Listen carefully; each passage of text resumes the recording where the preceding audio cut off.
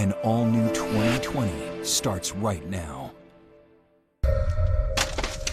Sheriff's office, make yourselves known. Oh, it's just a little crawl space. This is a dark, creepy space. You gotta be ready for anything.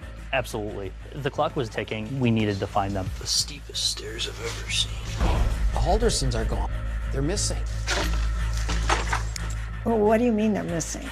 I can't even comprehend what that means. The story is a couple came and picked them up and took them to the cabin. And nobody knew who that couple was. There was a concern that Bart and Krista had been kidnapped by this couple that picked them up early that morning. There were all these questions. For each answer you get, there are 17 more questions. What's going on in the household? You know, what aren't we discovering? This case really highlighted how social media tracks everything. And that became so crucial. I was like, hey, where you at? Where you at? Like, you're not responding to me on Snapchat. You've got to get to that cabin. You've got to get to that cabin right now to figure out what happened. Her mind goes to, did the worst happen? So what happens next? He kind of had the craziest phone call that I had in my law enforcement career. He couldn't say much, but I should probably watch the news the next day. Holy. I don't really have words for it, to be honest.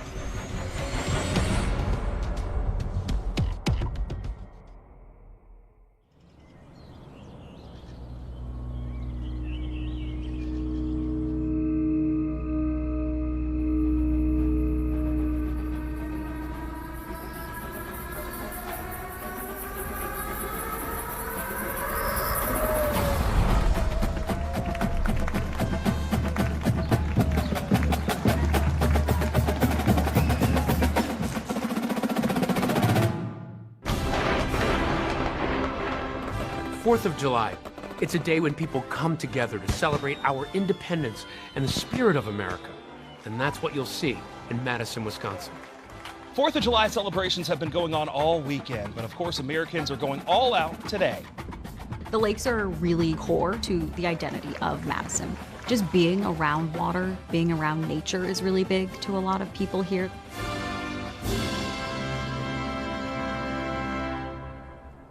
Madison is Wisconsin's gorgeous capital city.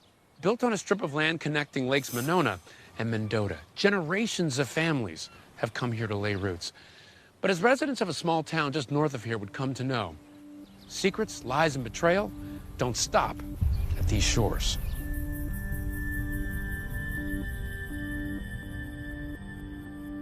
Bart and Krista Halderson lived in a community called Windsor, just north of Madison. Everyone who knew the Haldersons loved them.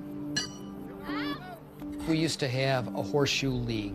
Bart and Krista were on a horseshoe team. We competed against them 2 or 3 times a year. And just being neighbors, they were just people that ran into all the time. Absolutely salt of the earth people were Bart and Krista.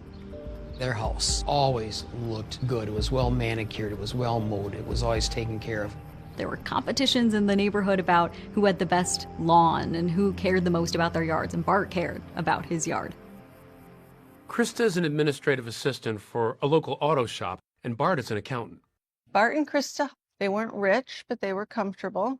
Yeah, they were just regular people trying to do their best. She was the youngest cousin, bright red hair. She was the baby of the family. Barbie Townsend grew up in Southern California, but would often visit her younger cousin Krista at the family's rustic cabin in northern Wisconsin. Krista was fun, energetic, creative. She just was very exuberant, very outgoing. Happy person, it sounds Very like. happy, yeah. Loved her lot in life. I know you got to know Bart a little bit later, but what was he like? I was happy for her that she found her person, and they were a really good team. They complemented each other. Definitely, definitely. You know, he would have his strengths and she would have her strengths, but they always worked together. Barbie told me that nothing matters more to Krista and Bart than their 2 sons, Mitchell and Chandler. They poured themselves into their children. They did family nights, game nights. They would cook dinner, barbecue together. In spring 2021, Krista had sent a picture of them all standing together. She was so proud of them. Mitchell had been with his girlfriend at that time about 7 years, and Chandler had been with Kat maybe 2 years, on and off. Mitchell, the oldest, works in IT, and he lives with his fiancée, not far from his parents' home. And Chandler, an Eagle Scout, is a young man on the rise. He's working part-time for an insurance company, living at home while finishing his college degree. And that's not all. Chandler had told his family about this great job opportunity he had been given with SpaceX. He would move to Florida, and actually he would bring his girlfriend with him. Everything was going well for everyone. I don't know any family who wouldn't want to be in the situation the Haldersons were in. But in June of 2021, the Haldersons' good fortune takes a turn.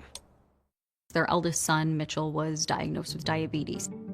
And then right after that, their younger son, Chandler, fell down a flight of stairs at the Haldersons' home. He was taken to the hospital, and he was diagnosed with a head injury. In that picture, on Father's Day of 2021, standing next to Bart, he's got the brace on. His neck was injured and was going to affect his ability to walk. He might have a colostomy bag. He couldn't fly, so he couldn't go back to Florida for the job. Like his whole life was going to change because he had this fall. I know once he was in that neck brace, his job situation with SpaceX was kind of pushed on the back burner. It seemed like he would not be able to take the job at SpaceX. He wouldn't be able to help around the house.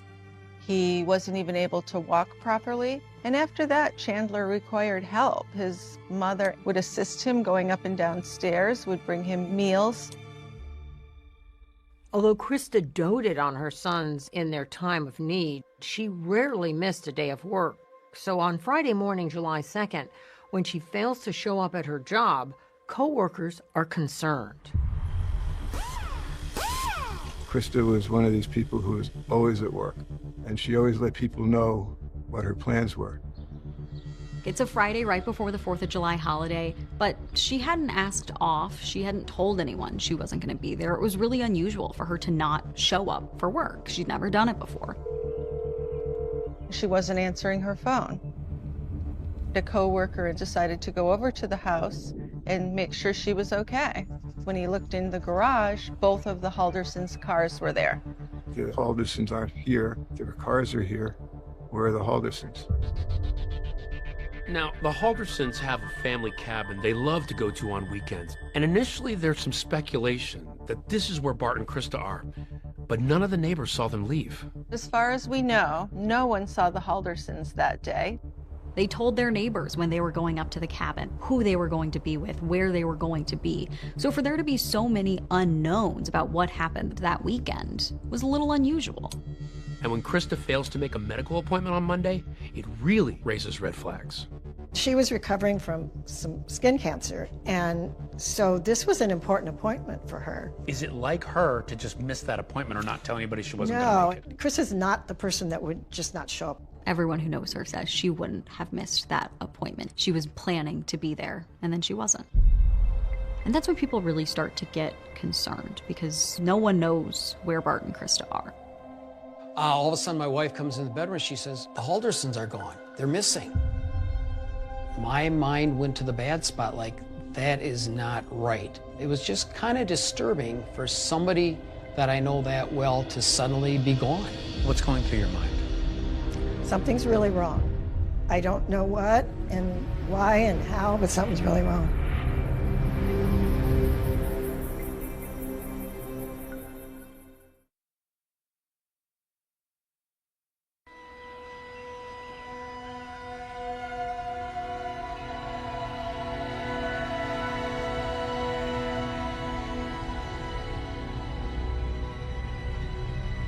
The strange disappearance of Bart and Krista Halderson is a mystery, captivating local Wisconsiners. Are we rolling? We're rolling now. Including a pair of podcasters. I'm Jill. And I'm Richard. And we do the True Crime Brewery podcast. We're very fascinated with true crime and just love to really figure out what's going on behind the scenes. Ready. So, we've been talking more and more about these cases. Their podcast, as the name suggests, mixes suds. We pick a beer from the area the crime occurred. With sleuthing. Today we're covering a case from Wisconsin. And have I got a beer for you? I feel like it brings together the personality of the city where the crime happened. Bart and Krista Halderson, they are just everybody's neighbor, everybody's family member, just working hard, trying to take care of their children, trying to provide the best for their family. Bart and Krista just loved the 4th of July. You could always catch them at the parade. It was probably their favorite holiday.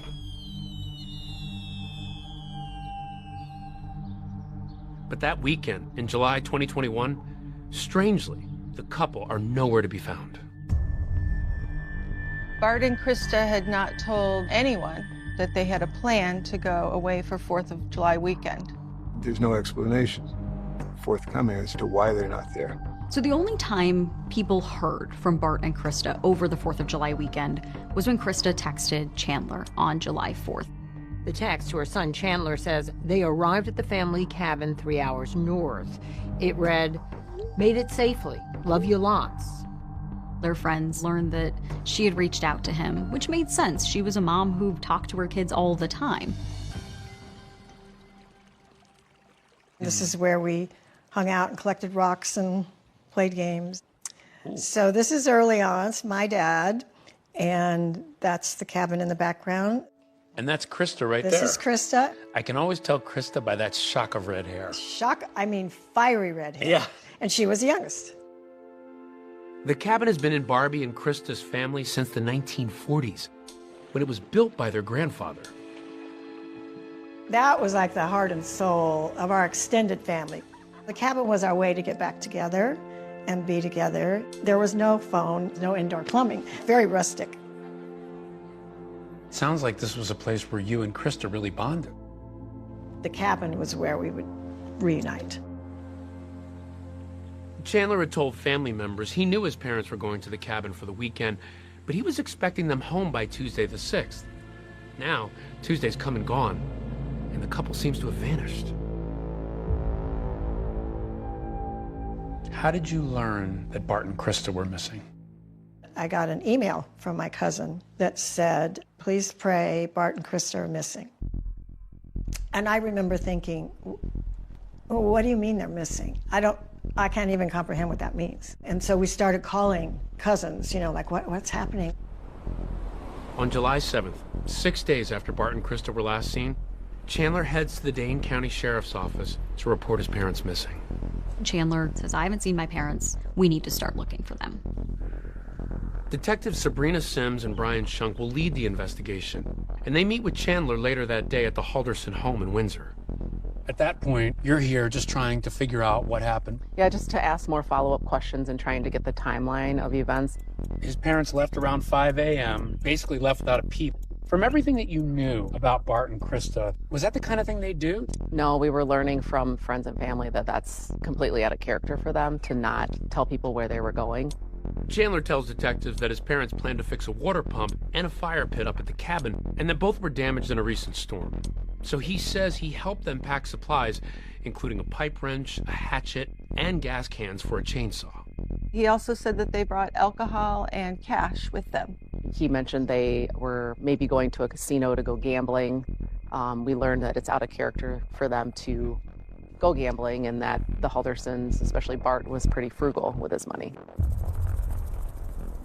When investigators inspect the Halderson home, they see both Bart and Krista's cars are still in the garage. Both their cars are still there. So what's going on with that? Chandler says, well, they went with this other couple. I don't know who they are, but they took the other couple's car. Chandler tells detectives that his parents left in an unknown vehicle, and when detectives review neighbors' home security cameras, they spot a white van driving down the Halderson street in the early morning hours on Friday, July 2nd. Could this van be the vehicle driven by that mystery couple? We were looking for a van. It was an unknown vehicle, and then we saw it on surveillance camera. Hoping he might know who the couple is, investigators speak to Chandler's older brother Mitchell, who lives close by. But he says as far as he knows, none of his parents' friends went with them to the cabin. Nobody knew who that couple was. No phone numbers, no names, nothing. I mean, for them to drive up to the cabin with somebody that nobody even knew who they were, that was very odd. Where's the other couple? That was the other thing. Where's the other couple? because no one's heard from them, whoever they are. They're gone. Their cars are here. What are you thinking? I think at that point we decided we need to send a team up to the cabin. You've got to get to that cabin right now to figure out what happened. Yeah. I have to imagine your mind starts going to terrible places. Yeah, your mind starts thinking all kinds of things. And when investigators finally reach the cabin in the woods, Sheriff's office, make yourselves known. what or who will be lurking in the shadows? Personal crawl space. Holy.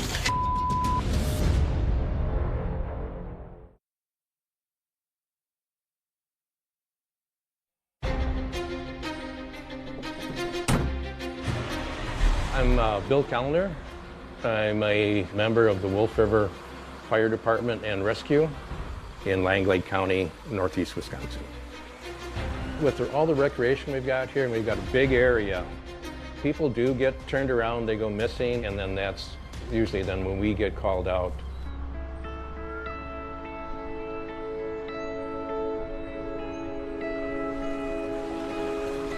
The Wolf River area is really a nice area, fairly lightly populated, but we've got a lot of great recreation. We've got the Wolf River, very popular fishing stream, lots of recreational opportunities. We've got the rapids on the river go up to class 3. We've got heavily wooded area. Much of our township is in the Chequamegon-Nicolet National Forest.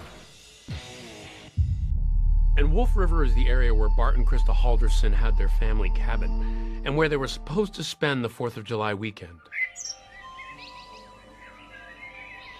It's a beautiful place, but it can be a dangerous place. Like anywhere that's completely natural and completely wild, there are pitfalls to that. A river can easily become someplace you drown. The woods can easily become someplace you're lost. And so it's not unheard of for people to go missing in this area.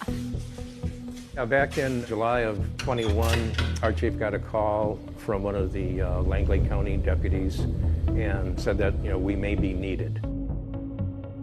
Cell service isn't fantastic out here either. Weather always seems to change, but crime never does.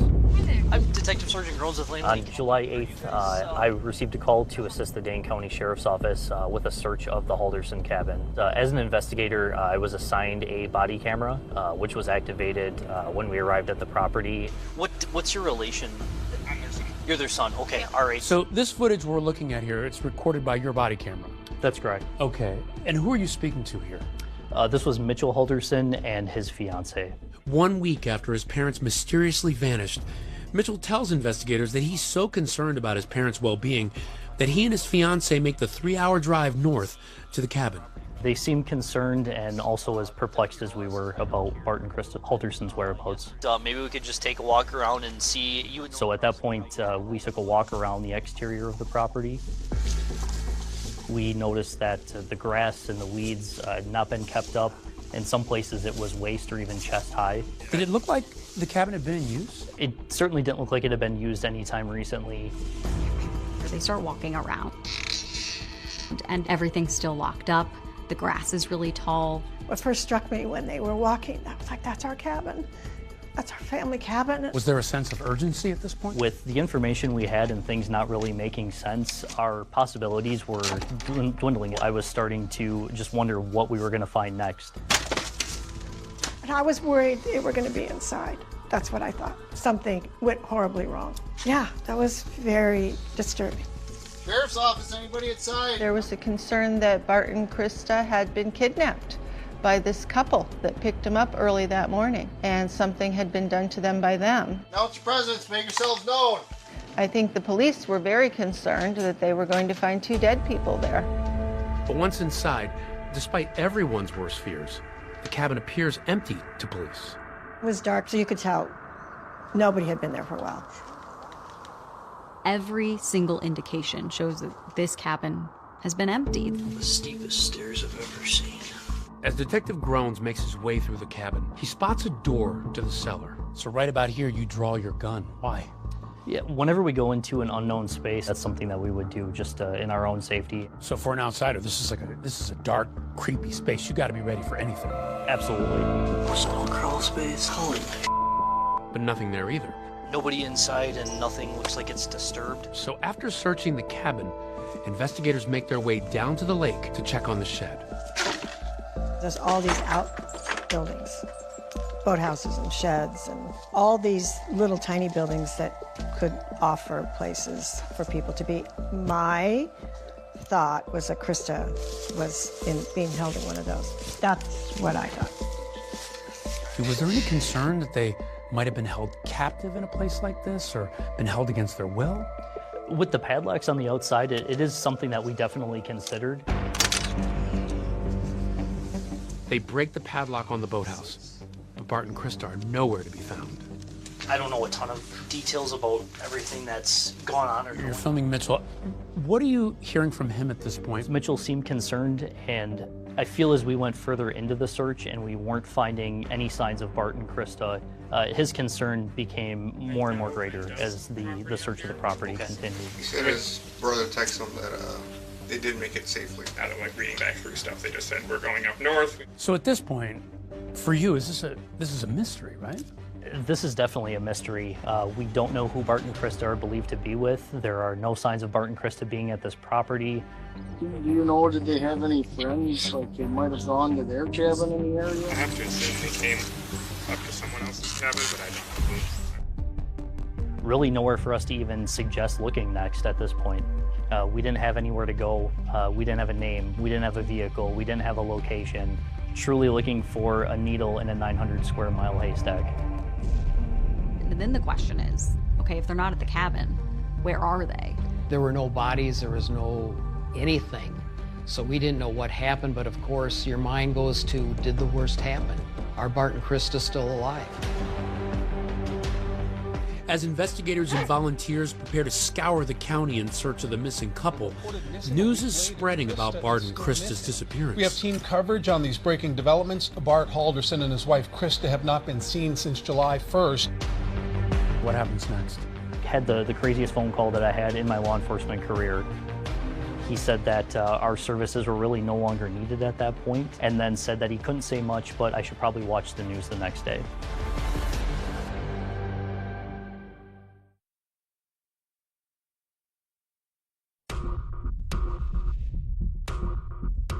Authorities are still searching for a Windsor couple who have not been seen in days. My wife is pretty shook up too. I mean, they're a very nice couple, very nice family. It's been a week since Bart and Krista Halderson were last seen. And while Mitchell Halderson is up at the family cabin searching for his parents, his younger brother Chandler is back home in Windsor, canvassing the neighborhood. He's seen on the neighbor's home security camera footage obtained by investigators. What are you seeing on the home security footage later? Chandler was going around to neighbors. He would see that they had Ring cameras or some type of security cameras on the outside of their homes. So he was going and asking them, you know, if they had reviewed the video footage. Remember, one of those neighbors' home security cameras captured this mysterious white van, but it led investigators to a dead end. And yet, Chandler presses on. Chandler is recorded on one Ring camera asking a neighbor about their security system. And anyone would have like security cameras and stuff like that. We do. He's going from neighbor to neighbor asking them, hey, this camera, I see it. Does it point at the road? Does it see our driveway? What does this see? Take care of things. Bye. Chandler approaches another neighbor's house and waves to the camera. My name is Chandler Halderson. I live just down the road. Oh, yes. And there's one house where they have more of a professional surveillance system on the home. So he speaks to the woman there. If you were able to capture the road or my house. They discuss camera angles and whether their camera has night vision. He discovers that one is a wide-angled camera. He looks to see what part of the street that would cover. Yeah, did it capture anything on? We don't know. You can see he's really sleuthing, trying to uncover whatever evidence these neighbors may have. He was asking questions such as, can you see the road? Can you see vehicles drive by? He's out trying to figure out if anything was seen on the outside of his home at that point, you know, from when his parents went missing. He asks, could there be any footage of my parents being driven away early in the morning on the 2nd? Do you have any footage? It would be maybe helpful to the investigation to see what kind of car picked them up, of course. One household actually told him that police had already collected the video. The police actually came and downloaded everything they have. So they were here, I think till like 9 o'clock last night, and downloaded all the video she's got. Chandler walks up to yet another neighbor's house and rings their bell. The neighbor, a retired detective with the Madison Police Department, tells Chandler to meet him in the garage so that they can talk. Hey, I'll meet you in the garage, okay? The neighbor says he had a gut feeling that he should record the conversation, which he would later turn over to police. Sorry about what's going on. What it is, but I was wondering if your door camera... You do have it right now. Does it pick up the road? Some, yes, some it does. Would you have any notifications from Friday morning, early, before 6:15? We can check. That's not a problem. Chandler's quest doesn't end there. Bart and Krista Halderson of Windsor had plans for the 4th. He heads to WKOW, an ABC news station in Madison, which has been broadcasting Bart and Krista's photo. At this point, Chandler, he talks to reporters. But Chandler says he's reticent to go on camera, saying he fears retaliation from whoever may have taken his parents. He thinks people might be targeting him. He says, is someone out to get my family? I don't want to be on camera, but I want people to hear from me. I want people to know I'm looking for my parents. And so he does an interview with a reporter from our station. Their son, Chandler Halderson, who asked to be off camera, says whoever his parents were traveling with from this neighborhood were to do the driving. He says he received a text from his mother. She got back to me. They made it safely. Their plans were going up with their friends and do some minor repairs on our cabin. Did you literally see them pulling out of the driveway, heading out? No. With the town now buzzing about the missing couple, Chandler's back at home, and he notices a different kind of activity outside his window. Chandler sees this uptick in police activity outside his house, so he calls Detective Schunk to find out what's happening. That phone call was recorded. He was asking if everything was okay. He was asking why there were so many police in his neighborhood. A little confused. I got 2 squads parked right outside my house. Is everything all right? And I had to explain to him, you know, we were canvassing the neighborhood. Yeah, I mean, well, they're probably doing reports. All right. Any news on your end at all? Have you gotten any phone calls, text messages? Gotten any messages other than from concerned parents? Well, I'll keep you posted if I hear anything. Yeah. Yeah. Later that night, Chandler comes voluntarily into the Dane County Sheriff's Office, where investigators bring him into this room and seat him in this chair. So if you just want to have a seat right there, perfect. Thank you so much. This? Or... Sure, that's fine. He's wearing a baseball cap, a sweatshirt, and a furrowed brow. Just so you know, I'm gonna record stuff, okay? In that police interview, Chandler talks about the last meal he had with his parents on July 1st, right before they left for the cabin. That's where they told me while we were eating it, they were gonna go with their friends, and I was like, oh, cool. And they said they were going to the cabin. Yeah. Well, okay. We're going up north. That's how they referred to it. Chandler says that by the next morning, his parents had left, never to be heard from again, except for that one reassuring text from his mother. Nothing else. Yeah. So that's fishy to me. But investigators are skeptical too, and here's why. They know something Chandler doesn't. I can't tell you what we know, but we know you're not telling us the truth.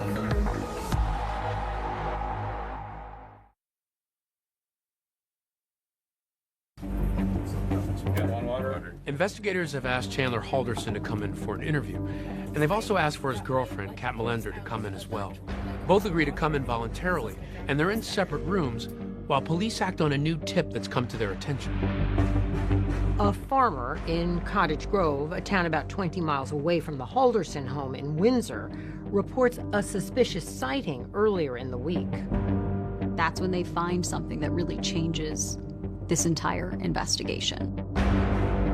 One of the residents at the farm said that Chandler had come over to the house on July 5th with a vehicle and backed it up against some wooded property and saw him walking from the wooded area and found that to be unusual. You start searching the farm. You notice something overhead. What was that?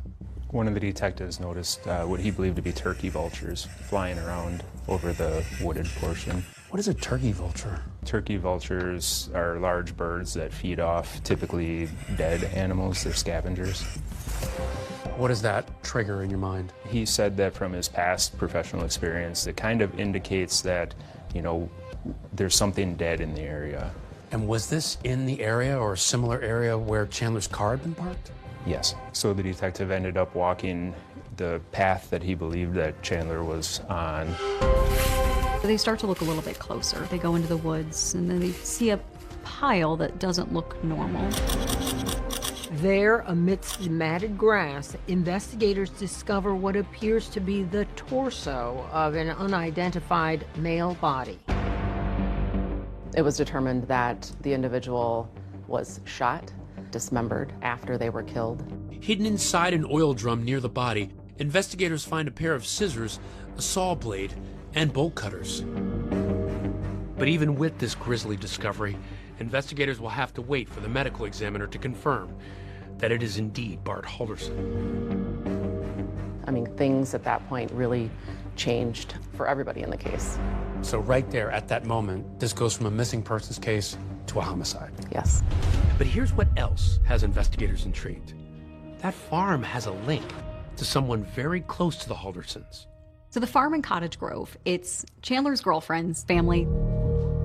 They're there over 4th of July weekend. They're celebrating.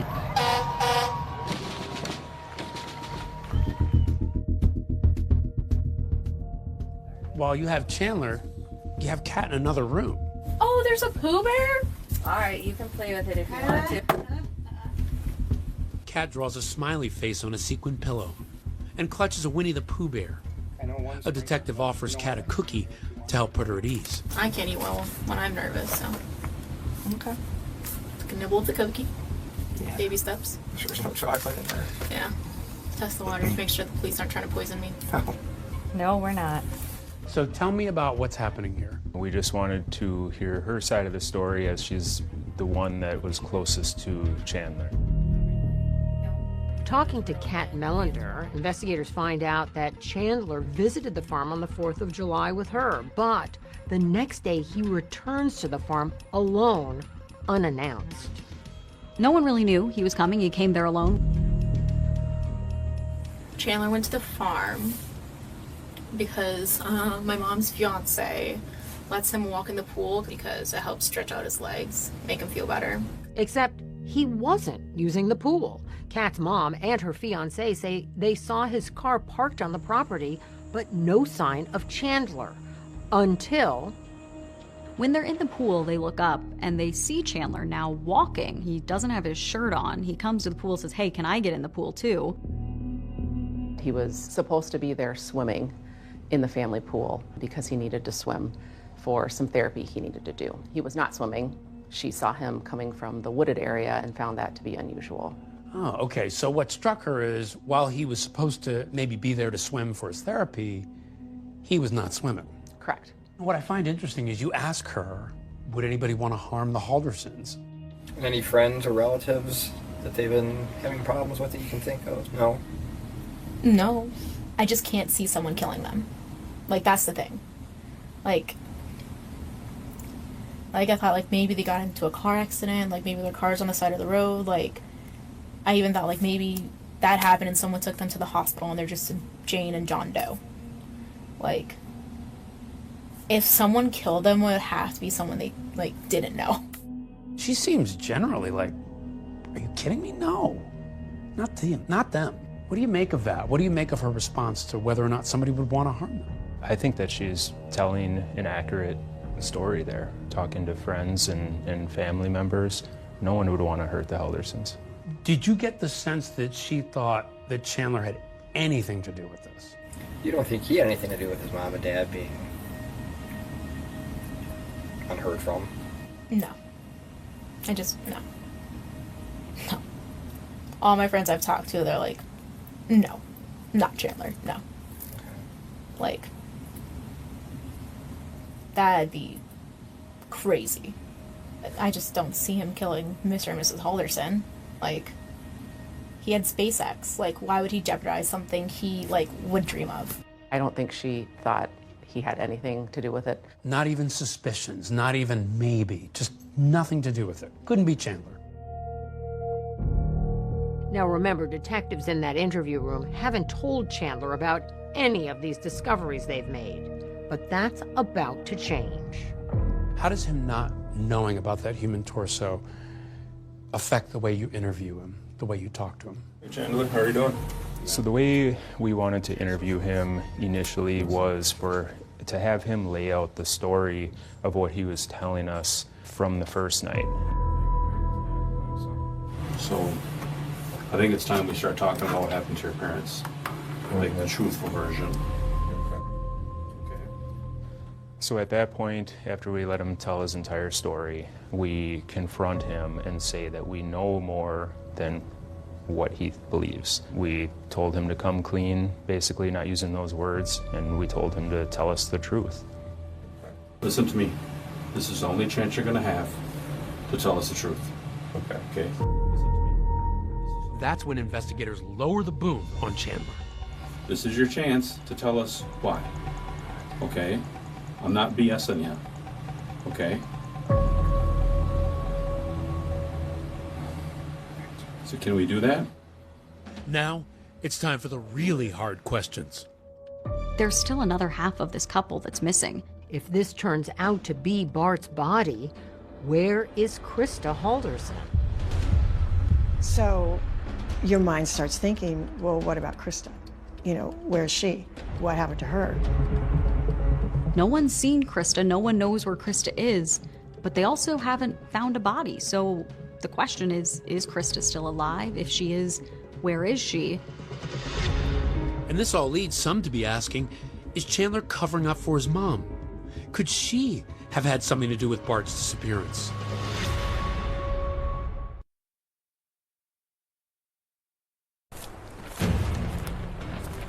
This wasn't a normal disappearance.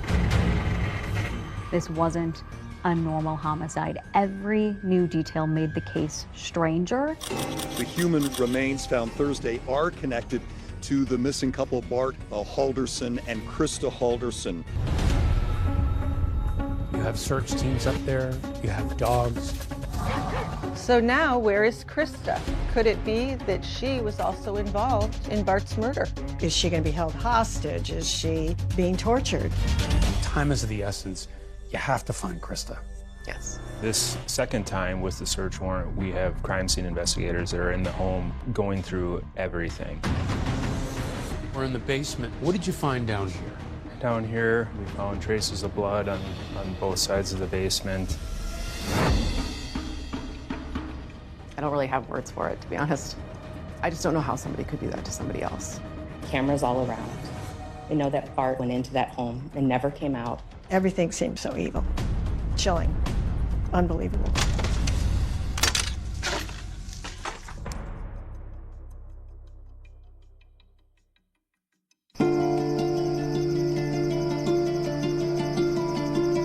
It's July 8th in Madison, Wisconsin. It's been a week since Bart and Krista Halderson were last seen.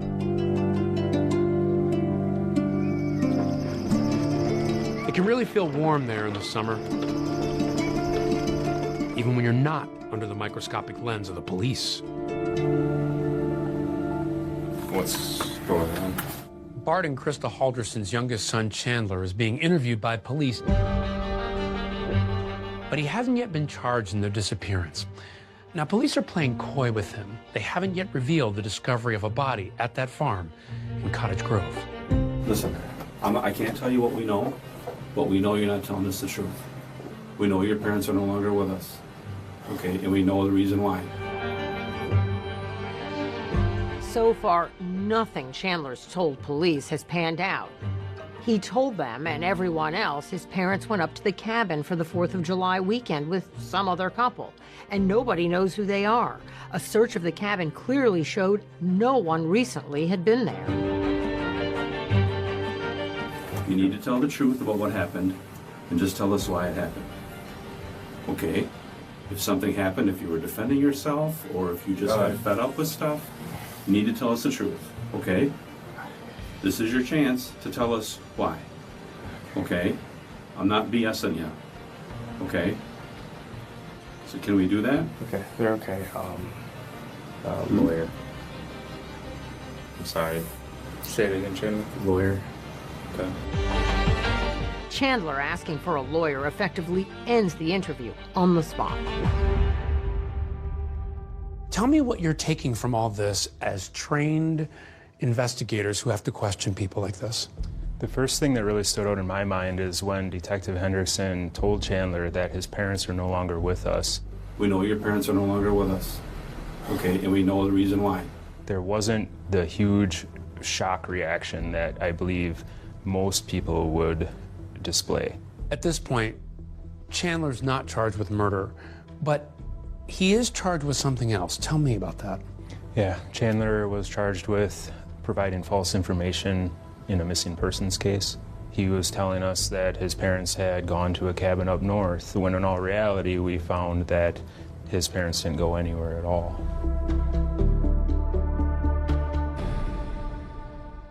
Their son Chandler was arrested Thursday for allegedly providing false information to investigators.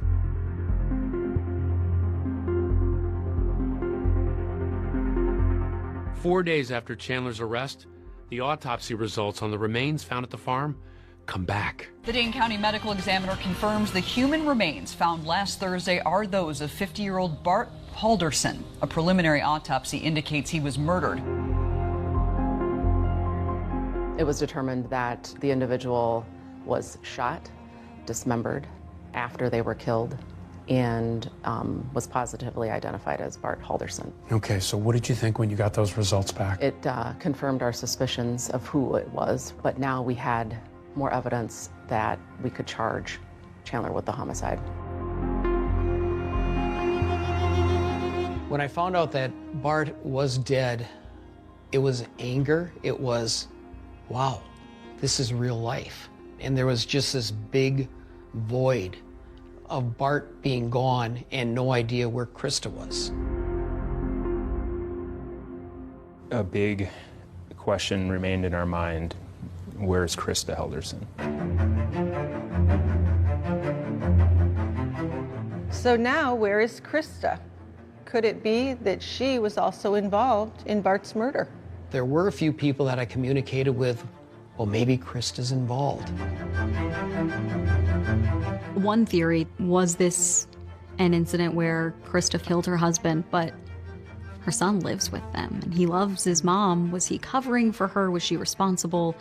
There were all these questions. Again, it was one of those things. One layer gets pulled back, you get one answer, but for each answer you get, there are 17 more questions.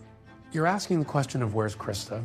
There was some talk in the community about perhaps maybe in some way, once the murder charges are out there, Krista had some sort of involvement in what happened with Bart. Did you pursue that theory? No, I mean, we did not believe that she would have anything to do with it. Of course, as time is going on and days are passing, we're learning more information about their whereabouts. We had surveillance video we were reviewing, trying to get a timeline from July 1st to July 7th.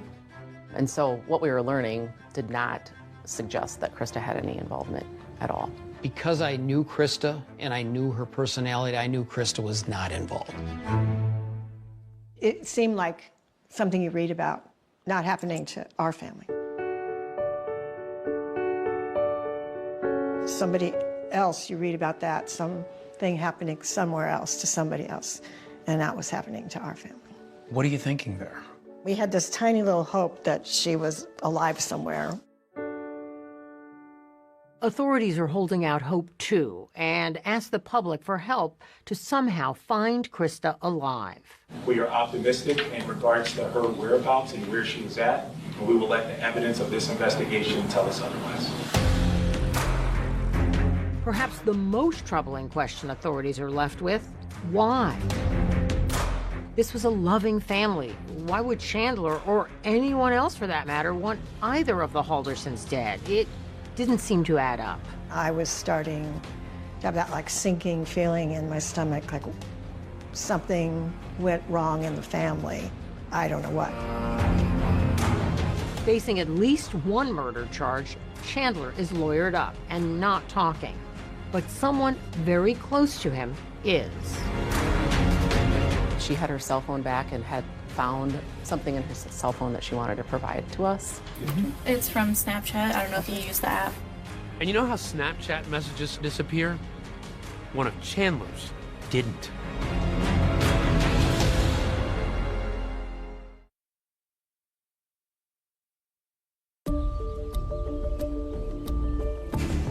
The man accused of killing his father is now being held in jail on a tentative charge of first-degree intentional homicide, hiding a corpse, and mutilating a corpse.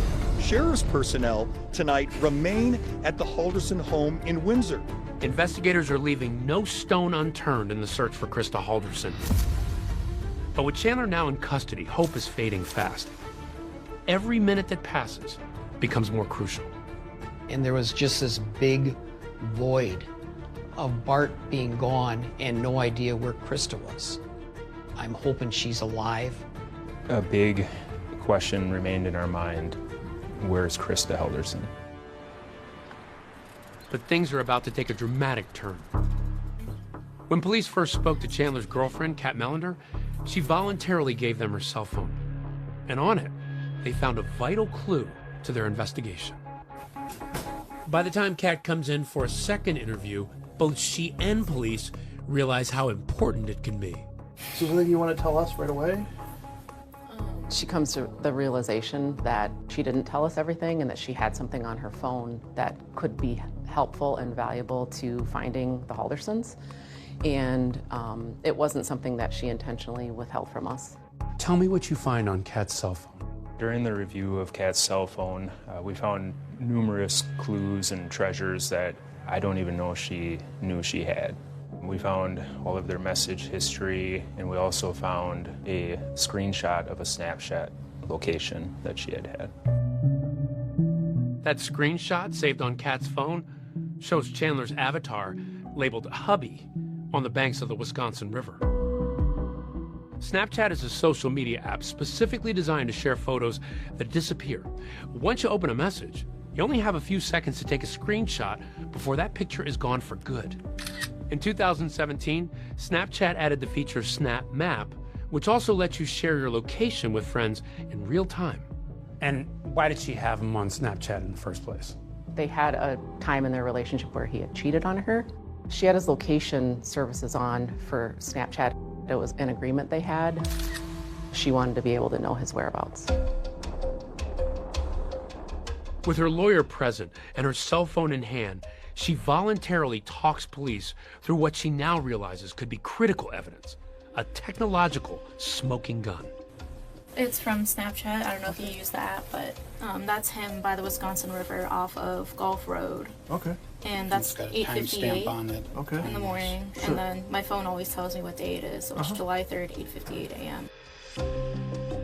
The continued presence of sheriff's personnel at the Halderson home has become almost background for this neighborhood here. Krista Halderson remains missing. With the case in the news, Kat and her lawyer decide this information could be useful to police and to Kat. Right before Kat goes back for that second interview, we're getting updates from law enforcement, and one of those comes in the form of a press briefing. And a reporter asks, is the girlfriend a suspect? And the sheriff didn't answer. And that freaked Kat out. Is there any way you guys can change the narrative to indicate that the girlfriend's not a suspect and that she's not somehow somebody you suspect? How early did you clear Kat Melander? Pretty early on, once we started looking at her phone and finding out other information about Chandler. But there were, different investigators in the command post that had different theories. Was she in the circle? Was she out of the circle? And we just had to do our job and let the evidence lead us to the conclusion, and she was not involved whatsoever. Law enforcement was very clear. They don't think Kat had anything to do with these murders. Why do you think she was so eager to offer all this information? I think because she wanted to clear herself. Why did she do a screenshot of a snap map on Chandler at that time? She had left Chandler's house that morning on Saturday, and he was supposed to go to do some chores. And then she later looked at his location and saw that he was up by the Wisconsin River. She goes, this is where he was, middle of the morning on Saturday, after his parents went missing. He told me he was going to be doing chores at his house, and then he wasn't answering, and I checked Snapchat, and he's in this random area right along a river. She didn't know why he was there, so she started questioning him about his location and what he was doing there. I was like, hey, where you at? Where you at? Like, you're not responding to me on Snapchat. And like, we ended up calling, and he just said like he was in a dead zone. Kat knows this area. It's a swimming hole. She's been with Chandler. They'd been that summer. Have you been to that spot? Do you know? I don't know if it's that specific spot, but we used to swim on the Wisconsin River. Okay. And like it's one of the spots we would just go to. And like I've only been there like maybe 3 times. Okay. But he's gone swimming there a couple times. In fact, other friends told police that was Chandler's favorite swimming spot. A year earlier, an ex-girlfriend receives this picture, which she gave to police, of Chandler in that area, posing with a tree and a knife in his hand. This case really highlighted how social media tracks everything. And that became so crucial in this case. But as enlightening as this Snapchat evidence is, a treasure trove of text messages between Kat and Chandler is even more intriguing. Investigators zero in on a couple of erratic texts from Chandler the morning Bart and Krista vanish, which sound ominous. I don't know. Stuff hasn't really been going well for me lately, so I'm trying to plan for the next thing to expletive me over. Yeah, I just had a great future planned, and it's falling apart. Kat replies, no, it's not. You're going to be okay. With suspicions of Chandler now high as ever, investigators obtain a search warrant and go back to the Halderson home. We go back to the nexus of this case, the Haldersons' home in Windsor. Investigators start walking through, and they find a lot in that house, a lot that tells us what happened.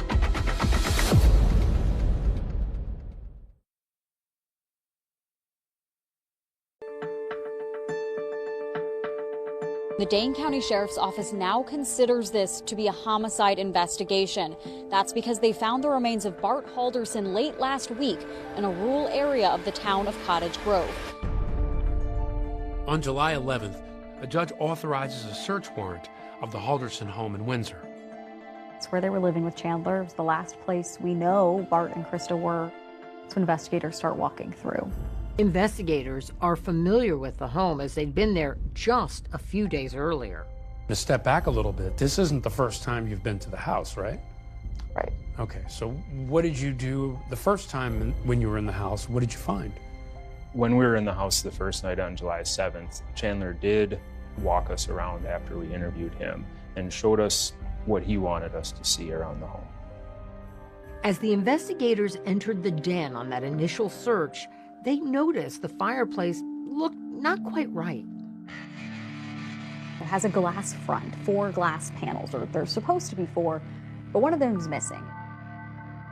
There was a glass panel that was broken out in the fireplace, and he had disclosed that to deputies and to us the first night we were in there, and explained it that he was playing ball with one of the dogs, and the dogs broke the glass fireplace. And so that was his story. Dog broke a panel, there was broken glass everywhere. I was cleaning it up, I cut my foot, I got some blood everywhere. Chandler's saying there's broken glass and there was a lot of blood, but it's not related at all to this case. It was my dog's. And when they look at his foot, they realize it's not a huge cut. He didn't slash the bottom of his foot open. It looks kind of more like a pinprick. Not necessarily something that seems like it would come from glass being all over the floor. Found his blood, but did that line up with what he said about cutting his foot? And that's why that blood was there? Or was it that you might have gotten a sense that it was something different? It could mean that Chandler had cut his toe near the fireplace, but it wouldn't explain why Bart and Krista's blood would be in the same area. And on that second search of the home, luminol testing would reveal traces of blood belonging to Bart and Krista Halderson in the living room, leading investigators to believe they've both been murdered. But as they continue their search, they find more ominous evidence. During the search warrant, we did find 2 cell phones and Bart and Krista's driver's licenses wrapped in tinfoil in a shoe in the garage. What does that tell you? That told us that Bart and Krista didn't go anywhere. And how does that poke holes in what Chandler told you? Chandler had told us that he was messaging back and forth with his mother, Krista, on Sunday, and that Krista was messaging him that they made it, that they were going to be watching the fireworks in the parade. We found that that was not true. How could she be texting him if her phone is sitting right there wrapped up in aluminum foil? Yes. The phone proved that Bart and Krista never left their house. They never went to the cabin. The only other person who was home was Chandler. Do you have any sense of why they were wrapped in aluminum foil? I think Chandler thought that would protect them from cell phone towers. Detectives also did an extensive search of Chandler Halderson's bedroom, resembling something like an armory. So in Chandler's bedroom, we actually located a case of approximately 480 SKS rifle rounds. So we're in the basement now. What did you find down here? Down here, we found traces of blood on both sides of the basement. We had the shell casing that we had located over here. There was some other blood evidence on different items down here. Okay, so you have the blood, the shell casing. Did this tell you, along with the other evidence, where Bart and Krista were killed? It did, yeah. They were killed down here. So you had the shell casings, you had the ammo, but you didn't have the murder weapon. Where was that recovered? The rifle was recovered at the farm in Cottage Grove. The weapon was found hidden in a barn on the farm's property. No one had any idea it was there. Chandler really liked first-person shooter video games. And in those games, you can choose what weapon you use. And he liked to try a variety, you know, he wasn't a single gun type person, but he liked the SKS rifle in those video games. He used it a lot. Now you have a link between the shell casings and the ammo and this gun at the farm. Yes. The picture that we were seeing at that point is that Chandler had murdered Bart and Krista Halderson in the home and went through extensive work to dispose of their bodies. What was the reason for it? All in all, they were a loving family, from what we were told by everybody. Those questions, prosecutors promise, are about to be answered. The lawyers will now make opening statements.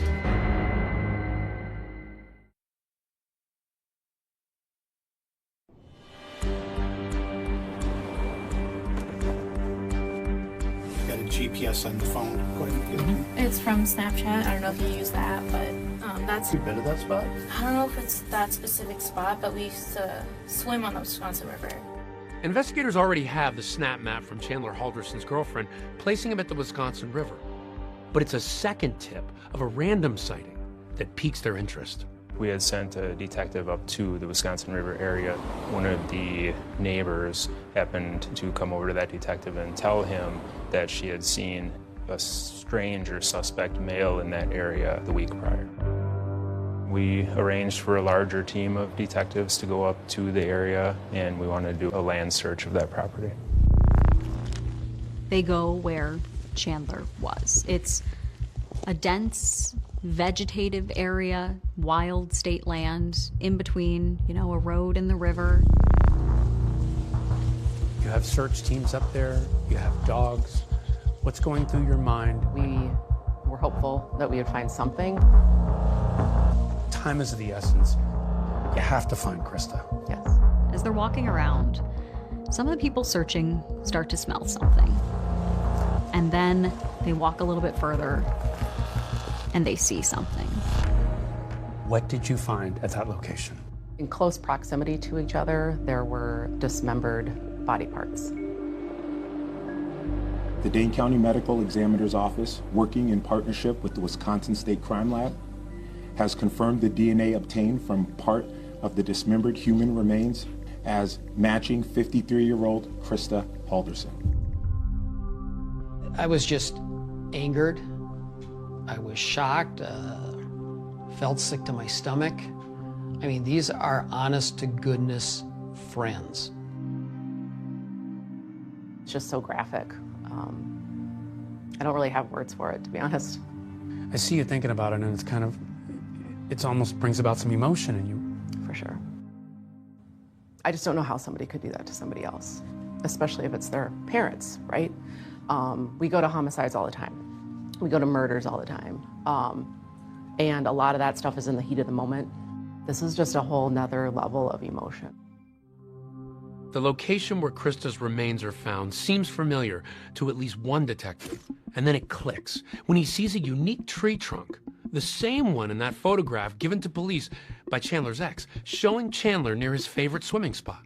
Chandler Halderson is now officially charged in the death of both of his parents. Chandler Halderson pleads not guilty to all the charges. Everything seems so evil and chilling and unbelievable. It was just incomprehensible. Why would anybody do that? Did he not like them? Was there something else that we didn't know that was going on? I just personally could not think of a reason why this wonderful kid did something so dastardly. From what we were told by everybody, all in all, they were a loving family. What was the reason for it? And just a couple of months later, prosecutors set out to answer those questions as Chandler goes to trial. Thanks, you can be seated, everybody. Thank you. Good morning.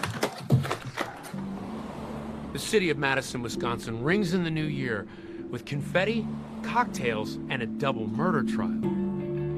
Prosecutors set out to prove Chandler killed Bart and Krista Halderson. And a big part of their strategy is to prove their theory as to why.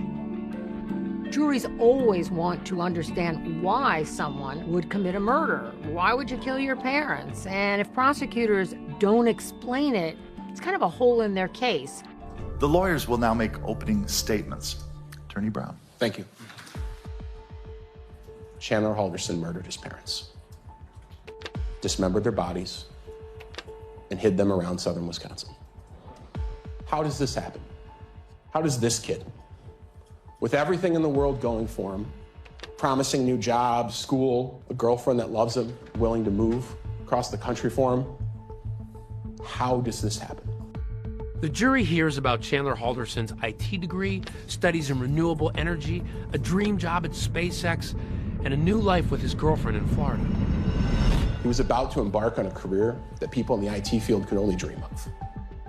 But they also hear about what prosecutors say was a concoction, a total fabrication of the events leading up to Bart and Krista's disappearance. He gives this bizarre story of his parents leaving in an unknown car, going to a cabin with an unknown couple, with an unknown amount of money, for really an unknown reason. Attorney Dorrell. Thank you. The defense should be demonstrating why they say there's reasonable doubt in this case, why maybe he didn't do it. Chandler Halderson did not murder his parents. He is not guilty of those crimes. And he lived peacefully in his parents' home. He was just a normal kid. The defense comes out at the beginning, opening statements, and admits their client is a liar. Chandler Halderson is a liar. But they say that doesn't make him a killer. When someone is on trial for the most serious crime possible, and every little thing they do, every little lie they might have told is blown up and thrown against someone. That's when proof beyond a reasonable doubt matters. And that's actually an excellent strategy because you want to let the jury know from the beginning all of the bad facts about your case. And as prosecutors begin to call witnesses, there's one who has a haunting story. My name is Omar Jobe, O-M-A-R-J-O-B-E. About a phone call he receives just before the murders. A conversation not only revealing, but stunning.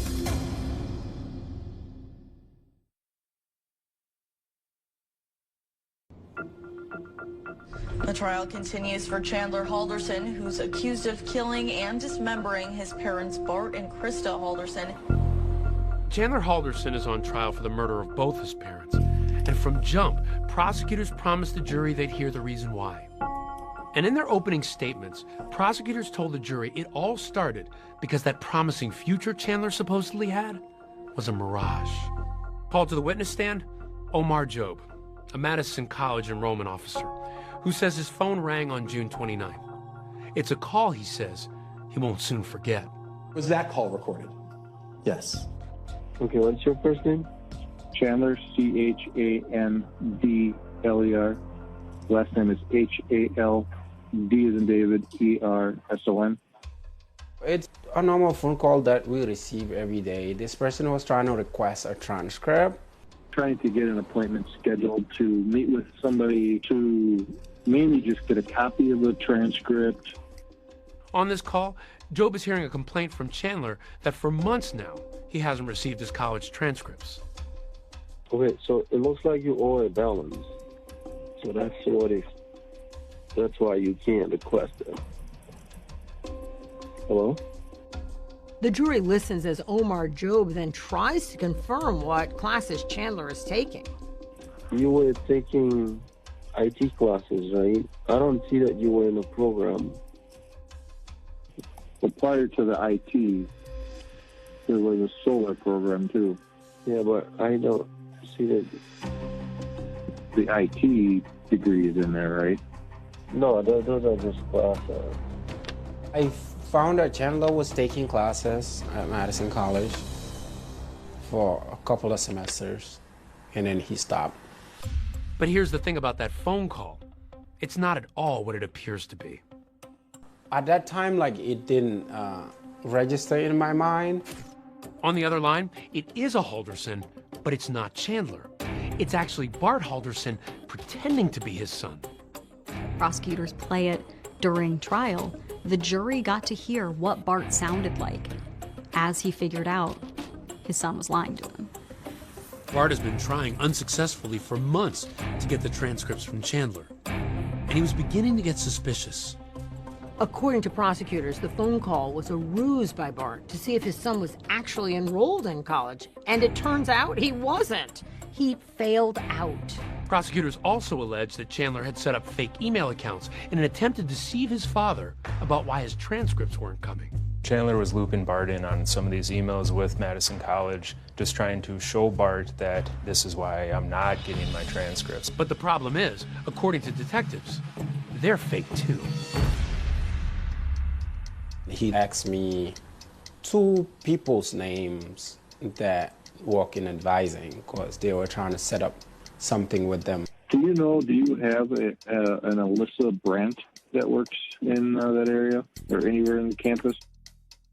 You said the first name is Alyssa? Alyssa? Yeah, Alyssa. No, there's no Alyssa. Does Daniel Spice still work there? No. Chandler had made up fake emails with fake school employees to email back and forth about the transcript issue. Can I ask you, what is the end part of every employee's email who works for Madison College? MadisonCollege.edu. No one uses a Gmail account as their official Madison College email? No. But college wasn't the only alleged deception Chandler carried out. Prosecutors call in witnesses who reveal things like that internship at American Family Insurance. I found no record of that person working for American Family. The job at Elon Musk's SpaceX? Were there ever any emails regarding a job application or employments with SpaceX? No. Prosecutors argue that essentially everything he supposedly had going for him, none of it was real. The defense did not cross-examine these witnesses. Cross-examination? No, thank you. The defense always has to balance between aggressively cross-examining witnesses and alienating the jury. So the insurance company internship, the SpaceX opportunity, the going to school, all a lie. All lies. Yeah. So you're hearing this at the trial. What did this make you think of him? That he's not anybody who I thought he was. It's an explosive claim in court. Authorities say Chandler has been perpetrating this catfish scheme for at least a year. The call to Madison College would turn out to be fateful, and the last recorded words of Bart Halderson. Okay, that should do it then. Okay, thank you for your help. Bart then sends Chandler a text. I spoke with Omar Job. Bart sets up a meeting for July 1st with a school administrator and plans to bring Chandler along. Around 2 p.m. that day, Bart sends this text to his son. I'm ready whenever you are. It's the last text message from Bart, and the last day Bart and Krista are seen alive. When Bart figured it out, Chandler realized he could lose everything. Prosecution, the story they painted was that Chandler gave himself no other option. Not long after that, Chandler asked his mom to stop at the gas station and pick up soda. Chandler's text says, Dad's phone died. Text or call me and get soda on your way home. I have an extra hour of work. Krista replies, Kay, I can, smiley face. That would be the last text from Krista Halderson. As if the alleged motive wasn't already shocking enough, there was Chandler's whole history of a debilitating head injury, which prosecutors say was also untrue. Late June, early July 2021, Chandler had just fallen down the stairs. He had this injury that he said could cause lifelong side effects. By all accounts, the fall stopped Chandler's life. Prosecutors entered this photo into evidence at trial to support their theory that Chandler's fall is part of an alleged web of lies. Prosecution calls the ER doctor to dispel that myth. I'm an emergency physician at the University of Wisconsin Hospital and Clinics. What, in this case, did you diagnose Mr. Halderson with? I believe he was diagnosed as having a mild concussion. The patient had some residual neck pain, so he was given a collar to go home with for support. The defense pushes back on the prosecution's claims, cross-examining the ER doctor about Chandler's injury. You did diagnose Chandler Halderson with a mild concussion, right? That's correct. You didn't give him a set number of days to wear the collar, is that right? I don't believe so, no. In that picture, on Father's Day of 2021, standing next to Bart, he's got the brace on, because he did go to the ER. That Father's Day brunch photo, which is shown to the jury by prosecutors, is just weeks before the murder. But then there's surveillance video of Chandler the night of July 1st at a nearby Quick Trip carrying 2 bags of ice, 10-pound bags of ice. But prosecutors also point out, conspicuously missing on this Quick Trip surveillance video, Chandler's neck brace. And they claim it's the same story when he visits a local store. He's at Fleet Farm. Again, no neck brace. Just normal 23-year-old dude walking into Fleet Farm to buy a tarp.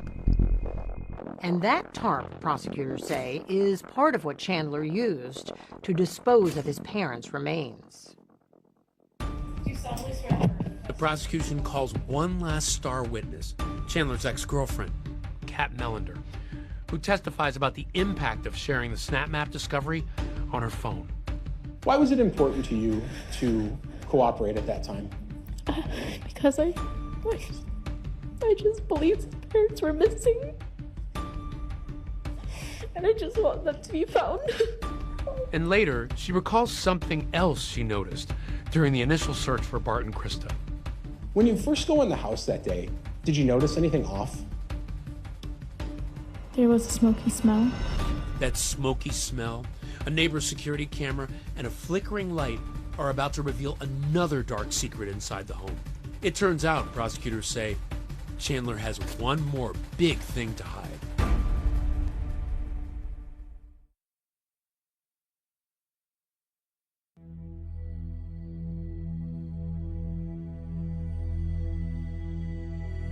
It's day 7 in Chandler Halderson's trial, as he stands accused of the murder of his own parents in what prosecutors say was a desperate attempt to conceal a secret web of lies.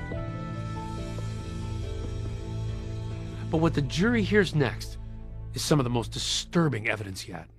We had a grand total of 230 bones fragmented bones that were found, again, inside the fireplace, on the grate, and also on the ash disposal area. So we found video footage from one of the neighbors that actually watched the backside of the house. And through a forensic analysis of that video, our examiner was able to determine that the glow in certain windows of this home was indeed the fireplace. What was the most disturbing moment of the trial for you? They showed the fireplace burning all night when he was trying to cremate the skulls of his parents. I almost got sick watching that. The defense didn't challenge Dr. Figueroa Soto's testimony. After 8 days of testimony, it's the defense's turn. Everyone's wondering what Chandler's case is going to be. But in a surprise move, the defense rests without calling a single witness. Attorney Dorrell, will other witnesses being called this morning? No, Your Honor. Watching this trial, it was so one-sided. There were 8 full days of testimony from the prosecution. They had so much evidence. The defense was the opposite. This time I will invite the state to present its closing argument. In closing arguments, the prosecution urges the jury to look at this image of Bart and Krista, likening the pieces of evidence to that of a jigsaw. Solving a case and thinking about whether or not a person is guilty or not guilty is like putting together a puzzle. And it's your job as the jury to put that puzzle together. It's not a whodunit. We know that Bart and Krista went into that home and never came out, at least as whole people. Attorney Vera, would you please present the defense closing? Thank you. While the defense says all the state was able to prove was that Chandler is a liar, not a killer. Kids lie to their parents all the time. Motive does not mean intent. Do you know if it was an awful accident? Do you know if it was intentional? Do you know if there was someone else involved? You don't. And that's a problem. Just after 3 p.m., news breaks that the jury has reached a verdict. Breaking news. In just about a little over 2 hours, the jury has reached a verdict in the Chandler Halderson case. When we found out that the verdict was in, it had been 2 hours. No one knew what was going on. People were waiting on pins and needles to figure out what that was. We, the jury, find the defendant Chandler M. Halderson guilty of first-degree intentional homicide. Chandler Halderson is found guilty on all 8 charges. So what was your reaction to the verdict? I would like to say it was relief. It really wasn't, because it's still sad, it's still grotesque, everything about it. There was some closure for the family. To me, it was just and fair.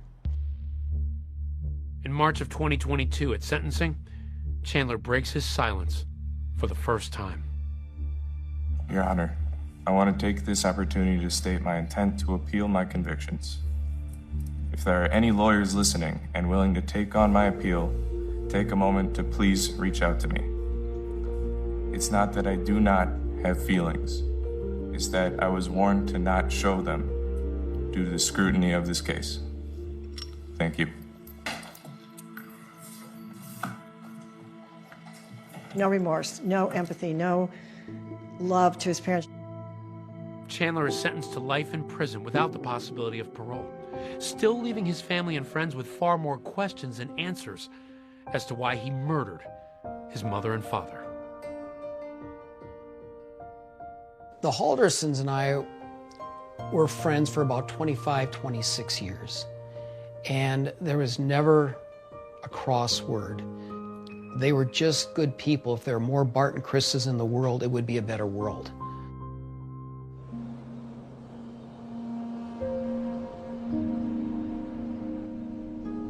If Chandler would have just asked for help, what do you think Barb and Krista would have done? They would have given everything and anything to help him. They would have been there. That's the kind of people they were. If you could talk to Krista one more time, if you just had one more moment to say something to her, what would it be? I would say you were a great mom.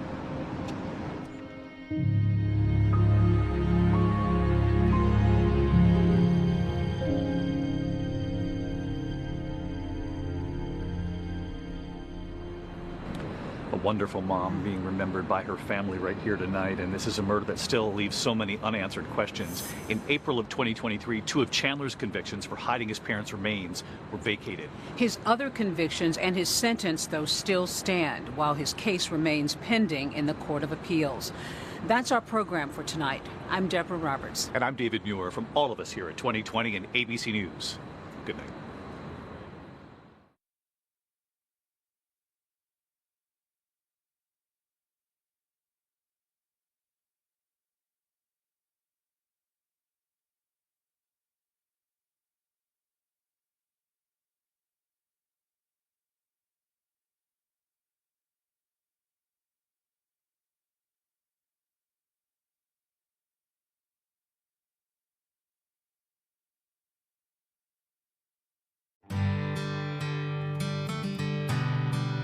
What a beautiful picture. Now, the Dolly Parton song comes to mind when I hear Jolene. Jolene, Jolene. Did that have any impact on your naming her? It was because of that song. Something's not right. Jolene's not answering. Not hearing from Jolene on Mother's Day? On her birthday? She started doing her little Houdini acts. And I thought she was just seeing somebody else. Urgent search for a missing mother in Nassau County. What do you think happened to Joey? Well, she's hanging out with these bad dudes, bad crowd. Sounds like she had trouble with figuring out men. She did. First thought was the boyfriend, had done something. And this is your opportunity here to clear your name, and you're acting like a jackass. I had nothing to do with Jolene being missing. I love her. I miss her.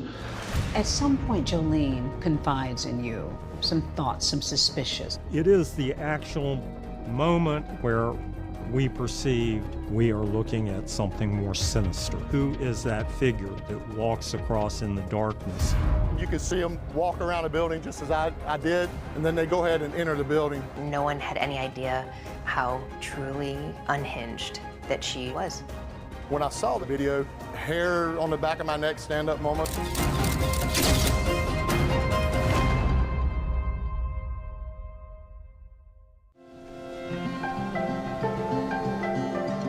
Nestled on the tip of Amelia Island sits North Florida's Fernandina Beach. With its shrimp boats bobbing in the harbor next to oak-shaded streets, both tourists and locals come to savor the island life. I would describe Fernandina Beach as a small area that a lot of people come to visit. It's very welcoming. It's kind of like a hippie beach town. We have a shrimp drop where we have a big lit up shrimp, and they drop it just like they do New Year's at the ball with the ball. You have all the pirate ships. There's even Pippi Longstocking's house is down in Old Town. That house was made famous in the 1988 film The New Adventures of Pippi Longstocking, based on the children's book. Hello. Come on, Pippi.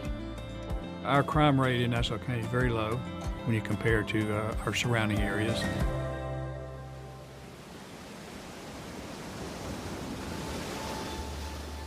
But on Mother's Day in May of 2018, Jolene Cummings, a single mom of 3, never arrives to pick up her children from her ex-husband, Jason Cummings. Evening is now falling over northern Florida, and Jolene's 2 young sons are waiting in a grocery store parking lot with their dad. The minutes tick by, but their mom never arrives to pick them up. And it was her birthday, and it was Mother's Day weekend. She always wanted to spend that time with her kids. What were her plans as far as you knew? It would have been the first time that she would have been able to celebrate Mother's Day and her birthday with the boys, and she would be at my house. Why in the world would this mom suddenly disappear on such a big day? Those close to her say that as a young, working, single mother, Jolene would often feel overwhelmed and take off, making time for herself. Might she have just gone off and done something without telling you?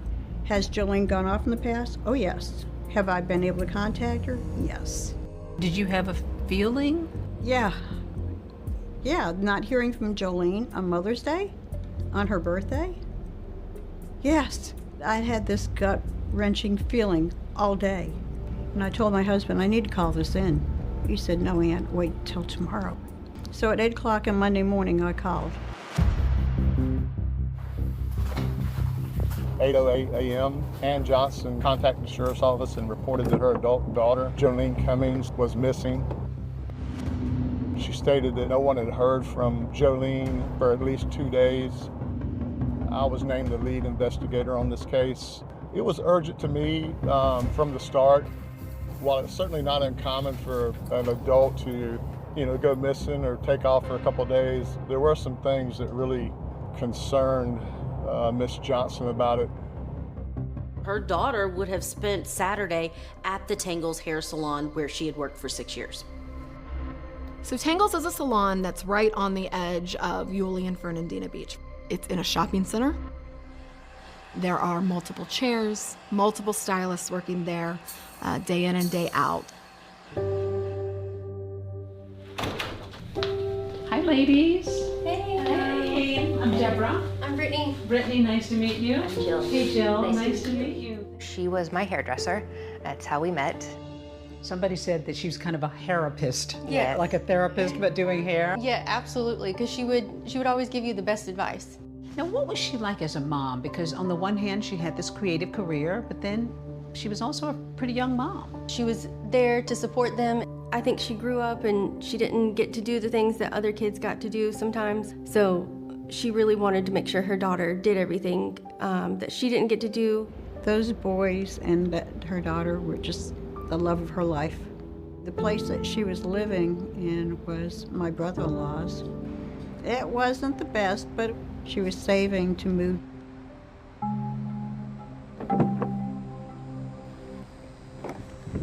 I wanted to go to Jolene's home to find out where she lived and to see if there were any clues there, anything there that might give me an idea where she might be.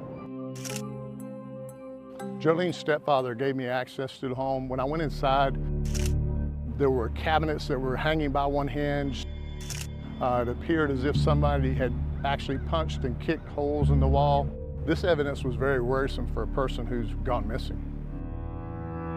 It's clearly a disturbing and suspicious scene, and there's one person investigators want to talk to, Jolene's ex-husband, Jason Cummings. Anytime someone goes missing, you have a list of people that you probably want to talk to. Exes are always at the top of that list. Jason and Jolene had somewhat of a rocky relationship. There was an injunction in place between Jolene and her ex-husband, a no violence injunction that said there'd be no violence between the two individuals.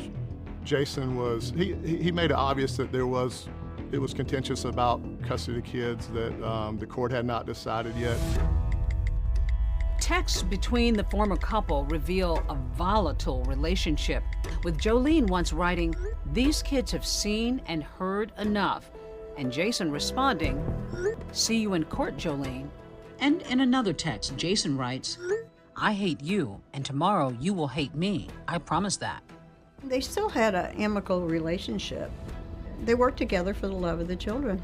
We wanted to talk to him, see if he knows anything, knows about where she may be or has seen her. I made contact with Jason Cummings via phone. I scheduled him to come in the next morning to do an interview at the sheriff's office. It's now Tuesday, 2 days since Jolene was last seen, and her ex-husband, Jason Cummings, is sitting in the Nassau County Sheriff's Office with Detective Harrington. She is my ex-wife. I love her. I mean, she's my kid's mom. Telling him how Jolene's happy exterior hid a darker side of her personality.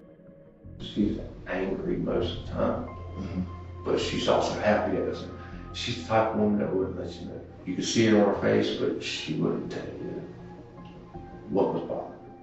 When Jason Cummings is answering these questions, he did let police know that it wasn't uncommon for Jolene to sometimes disappear without explanation. But I was like, look, we need to get it together. You know, this right here is the reason why I left her, because she would disappear for a few days. She started doing her little Houdini acts, and I thought she was just seeing somebody else. Jason Cummings let police know that he had an alibi for the day that Jolene went missing. He was with the kids, and he had his parents that he was around who could verify that. And where did you go with that when you left there? Kids ate, we all ate. Granny and Papa, while they were getting ready for church, Me and the kids went out there and there were the floors, you know. The dad of Jolene's two youngest kids then steers investigators in a completely different direction, mentioning somebody else close to his ex-wife. He said, if you're going to look at anybody, you need to look at this new guy she's dating. He's not a good guy. She's hanging out with these bad dudes, bad crowd.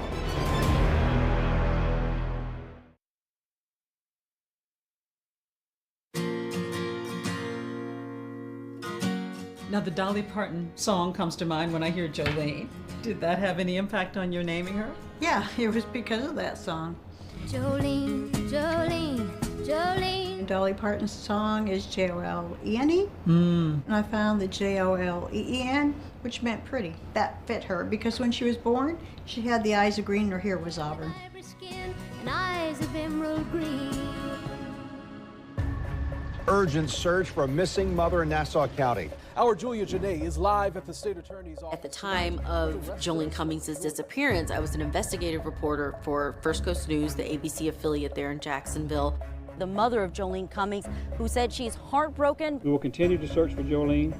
We have searched for her utilizing all of our resources, including canines, horses, and boats. People are talking about it like crazy. They're asking questions. They're wanting answers. So days go by, nothing.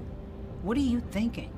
It was the most horrible time of my life. I was searching, friends were searching, my husband was searching with me.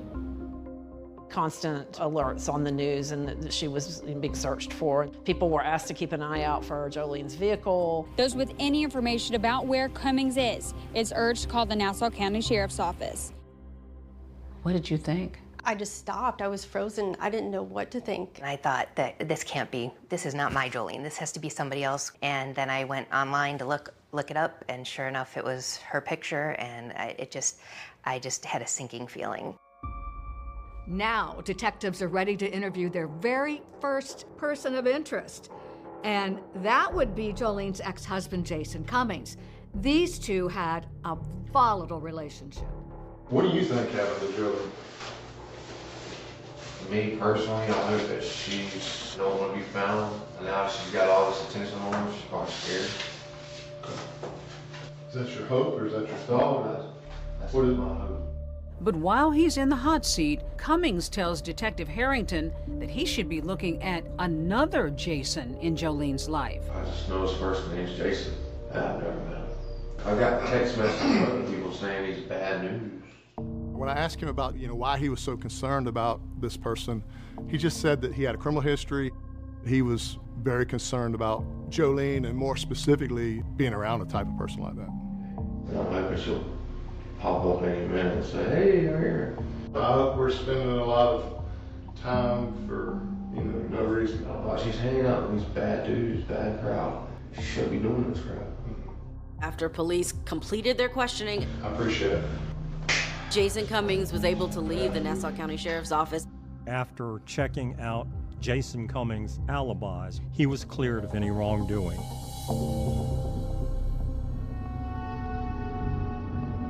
The next person of interest that we wanted to look at is her current boyfriend, who she had broken up with, Jason G.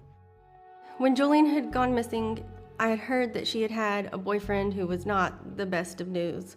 It sounds like while she might have been bright and airy, she had trouble with figuring out men. She did. She had been married and divorced. A boyfriend, I believe he's had kind of some trouble with the law. A record. Mm-hmm. Yes. Yeah. Jolene also liked the underdog. Irrelevant what their past was. Jolene wanted to fix people, and I think that's really why she dated him. Jason G had a outstanding warrant from Nassau County. As a matter of fact, it was a felony warrant for a violation of probation, and he was wanted by the Nassau County Sheriff's Office. But he wasn't a stranger to law enforcement. He had previously had arrests for drug offenses, for domestic. Jason G was in fact convicted of several drug offenses, but not that alleged domestic violence charge. That was dropped. There was a report also with Jolene and Jason G getting into an altercation, a domestic violence situation at their home a couple days prior to this. Jason G. had come over to the house and had wanted to spend the night with Jolene. Jolene was concerned it would cause problems with her divorce. Jason G. got very angry to the point that he started destroying items in the house. For investigators, Jolene's allegations explain all that physical damage they saw inside her home. Next on their list, police are really eager to talk to Jason G., but he is nowhere to be found. We had a difficult time. We looked, it took a little while to track Jason G. down. It appeared from, trying to check his cell phone that he was only turning it on occasionally when he needed to, and that he was turning it off so that he couldn't be tracked. I don't think he was staying in one location very long. He didn't have a means of transportation, so we knew he was probably in the Hilliard area. However, his parents lived in Jacksonville on the north side. With all that, we did get a warrant to try to locate him by pinging his phone. He was found hiding under a bunch of cardboard boxes in a bedroom. So it was very, very suspicious to us. He was a prime suspect when we did the interview.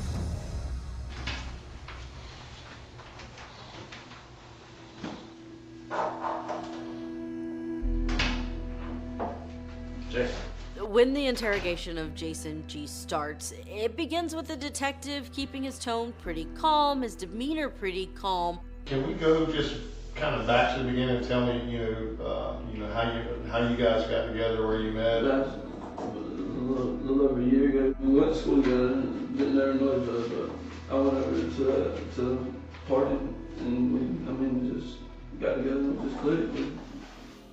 But now cops are ready to take off the kid gloves. The temperature inside of that interrogation room heats up. You're hiding out. I just found out about Jolene being missing yesterday. Honestly, though, I would never hurt her. But it's time up for Jason G. Detectives see something that makes them wonder whether he had gone one step too far. You got some scratches on your wrist and everything. To me, they looked a lot like fingernail scratches, which really, really concerned me. This is your opportunity here to clear your name, and you're acting like a jackass. So things aren't looking so good for Jason G. But then, a new piece of evidence emerges that just deepens this mystery. We want to know, who is that figure that walks across in the darkness?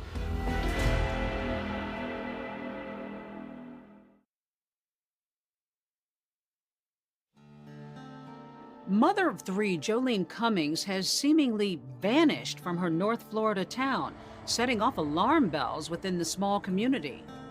The hairdresser community was really just completely in shock. Watching Jolene's disappearance play out on TV, it was stressful. She never showed up to pick up her kids yesterday on Mother's Day. Cummings was last seen leaving work at the Tangles Hair Salon on Saturday around 5 p.m. Florida's Nassau County Sheriff's investigators are racing against the clock to figure out what happened to the hairdresser. Remember, they've got her ex-boyfriend Jason G. under arrest in an unrelated case, and he's being interrogated. When we find Jason G. and he's brought in for the interview, we're really looking at him as, this is probably our suspect. You always want to give someone the benefit of a doubt just because of their history, but with everything involved, it just seemed like a pretty good suspect to look at the time. Do me a favor, let me hold your hands up like this. He had marks on his hands and his arms. To me, they looked a lot like fingernail scratches, which really, really concerned me. You got some scratches on your wrist and everything. Tell me about those. Dog I play with at the house. They are really looking closely to see, could this have been a struggle with a person? I got one from the dental branches at my dad's that happened like a week ago. Detective Harrington asks about that alleged domestic violence incident and the disturbing scene at Jolene's home. He stated that the last time he saw Jolene was when he was at the house and the altercation occurred. And I went over there to see what was in the house. There was some cabinets broken, there was some holes and stuff. Did that happen that night? I had slammed the cabinet shut when we was arguing. And what about there was some holes in the door? She actually took a hammer to the door, and we were arguing. That was 4 or 5 months ago. During the interrogation, Jason G. tells the detectives that he lost his phone. Now that's a red flag for detectives. They're thinking, oh, come on, who doesn't have their phone with them all the time these days? Well, it's time for you to come clean and tell us what you did with it. I didn't do nothing with it. Then where's your phone? It's at my cousin's or my dad's. Where I've been at. Which one is it? Jason G has an answer for why he doesn't have his cell phone, because he's actually been trying to run from police and doesn't want them to ping his phone because of that outstanding parole violation warrant. I told you, the reason I was I didn't want to come to jail. Ever since I've had this warrant, I've had my battery taken out of my phone. I've had nothing to do with this. I've been fucking on with y'all. I told y'all can call my cousin and my dad, they will tell you where I've been at the past 3 days. Jason G says that he has an alibi for where he was, and not just for the day that Jolene went missing, but the entire weekend. He had stated he was having a barbecue down in North Jacksonville. I went to sleep, I slept till about 10 or 11. We went back over there and hung out the rest of the day. We stayed there till Sunday. I went home Sunday night. Maybe Jason G does come across as volatile, a little rough around the edges. But Detective Harrington notices that when G talks about Jolene, he's calmer. His voice softens. I wouldn't hurt her. I wouldn't cause any harm or any discomfort to her. Well, I texted her later that night and tried to get hold of her. Then I texted her Sunday morning and told her Happy Mother's Day and Happy Birthday. I gotta tell you, I'm not buying what you tell me. I know you ain't believing that. I said, I'm telling you the truth, man. That had nothing to do with Jolene being missing. I love her. I miss her. I want her to be okay. He no way convinced me after the interview that he was innocent, but in the back of my mind, I did think he seemed like he really was concerned about Jolene's well-being and whereabouts. Police take more pictures and then book G on the probation violation charge, but he's still only a suspect in Jolene's disappearance. In the Nassau County Sheriff's Office, they take the approach of getting the public involved. They start putting out the flyers with her picture on it. Press release was stating that Jolene Cummings was missing. It also described her vehicle, a gold tan in color Ford Expedition with a tag number. It was sent out to local news media. We just want to saturate the area. Now at 11, a renewed push in the search for a missing local mother. The Nassau County Sheriff's Department put out a Facebook post asking anyone with information about her whereabouts. Investigators have put out a BOLO. Now that's cop speak for be on the lookout for. And guess what? One observant tipster calls in to say he thinks that he's seen an SUV just like Jolene's sitting in a local Home Depot parking lot. The day after we put the BOLO out, I got a call from a citizen that thought he had seen it here in the parking lot. We responded here immediately and did determine by both tag and VIN that it was indeed Jolene's vehicle. One of the first things I noticed was that the driver's door was unlocked. All the other doors were locked. Just looking at it from outside, I didn't notice anything obvious. I didn't notice any blood, any damage. Once we located the vehicle outside the Home Depot, I instructed several detectives to start canvassing the area to see if there was any video surveillance. There is a ViStar credit union that I had worked off duty at. I knew that their cameras faced in that direction. That credit union surveillance camera captures investigative gold and leads to the second big break in the case. When we looked at the camera angles, we determined that shortly after 1 a.m. on Sunday morning, the vehicle comes up the approach road off of State Road 200 from the direction of the salon and is immediately pulled into the parking area. You cannot see who's driving it at that point in time, and then you can see a figure emerge and walk across the screen towards the right. Everyone is hoping that it's Jolene getting out of that car. Then, a minute later, a figure is visible in the doorway of a nearby convenience store. It was kind of like that hair on the back of my neck stand-up moment because I was like, this is who I'm looking for.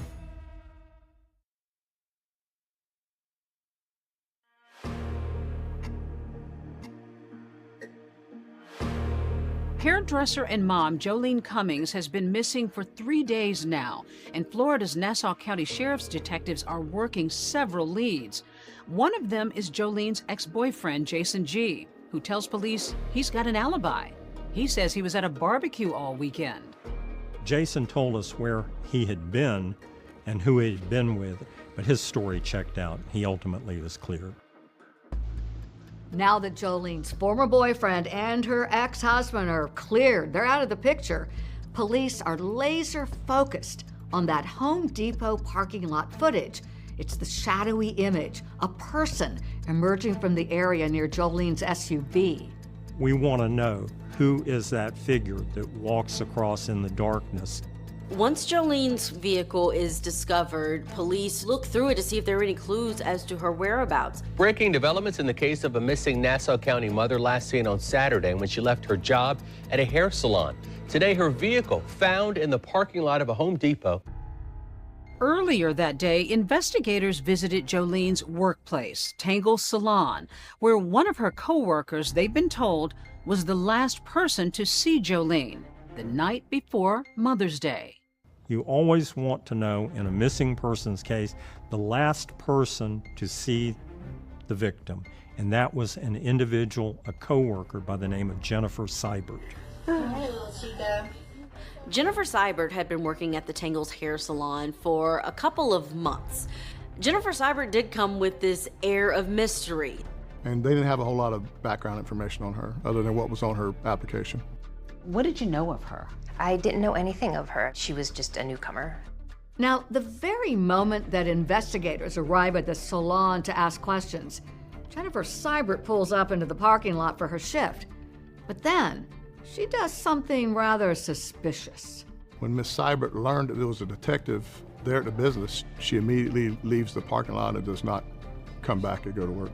At that moment, we're thinking, why would she not want to tell us anything about her coworker? Yeah. Why would she honestly, leave? at the time, I think it was more of a red flag to you than me. It was kind of a red flag, but she kind of was like, that's really, really strange. Jennifer Seibert even tells her boss to not bother to keep her check there, that she should just mail it to a forwarding address. Seibert also sends a text with an explanation for why she bolted. She claims she was fearful of an ex-partner. She even writes, "My ex is terrible. When it comes to him, I fear for my life." Jennifer Seibert was not eager to speak to us and left a long, rambling telephone message telling us why she wanted to help, but she couldn't be a part of this investigation, basically because her life was in danger. From the moment that police see the vehicle of Jolene Cummings parked in that parking lot, they are canvassing the area. They really want to know who got out of that car when it was parked. Once we observed the surveillance video of the person exiting, we could tell which direction they walked in. The only place that would have probably been open at that time would have been this convenience store. The first camera that I picked the person up on would have been here. And you could see them walk around the building just as I did. Then they walk down and they actually stop here for a minute and address the clerk that's standing outside on a break. And then they go ahead and enter the building. The video from inside the convenience store is a big break. Who is it that walks in?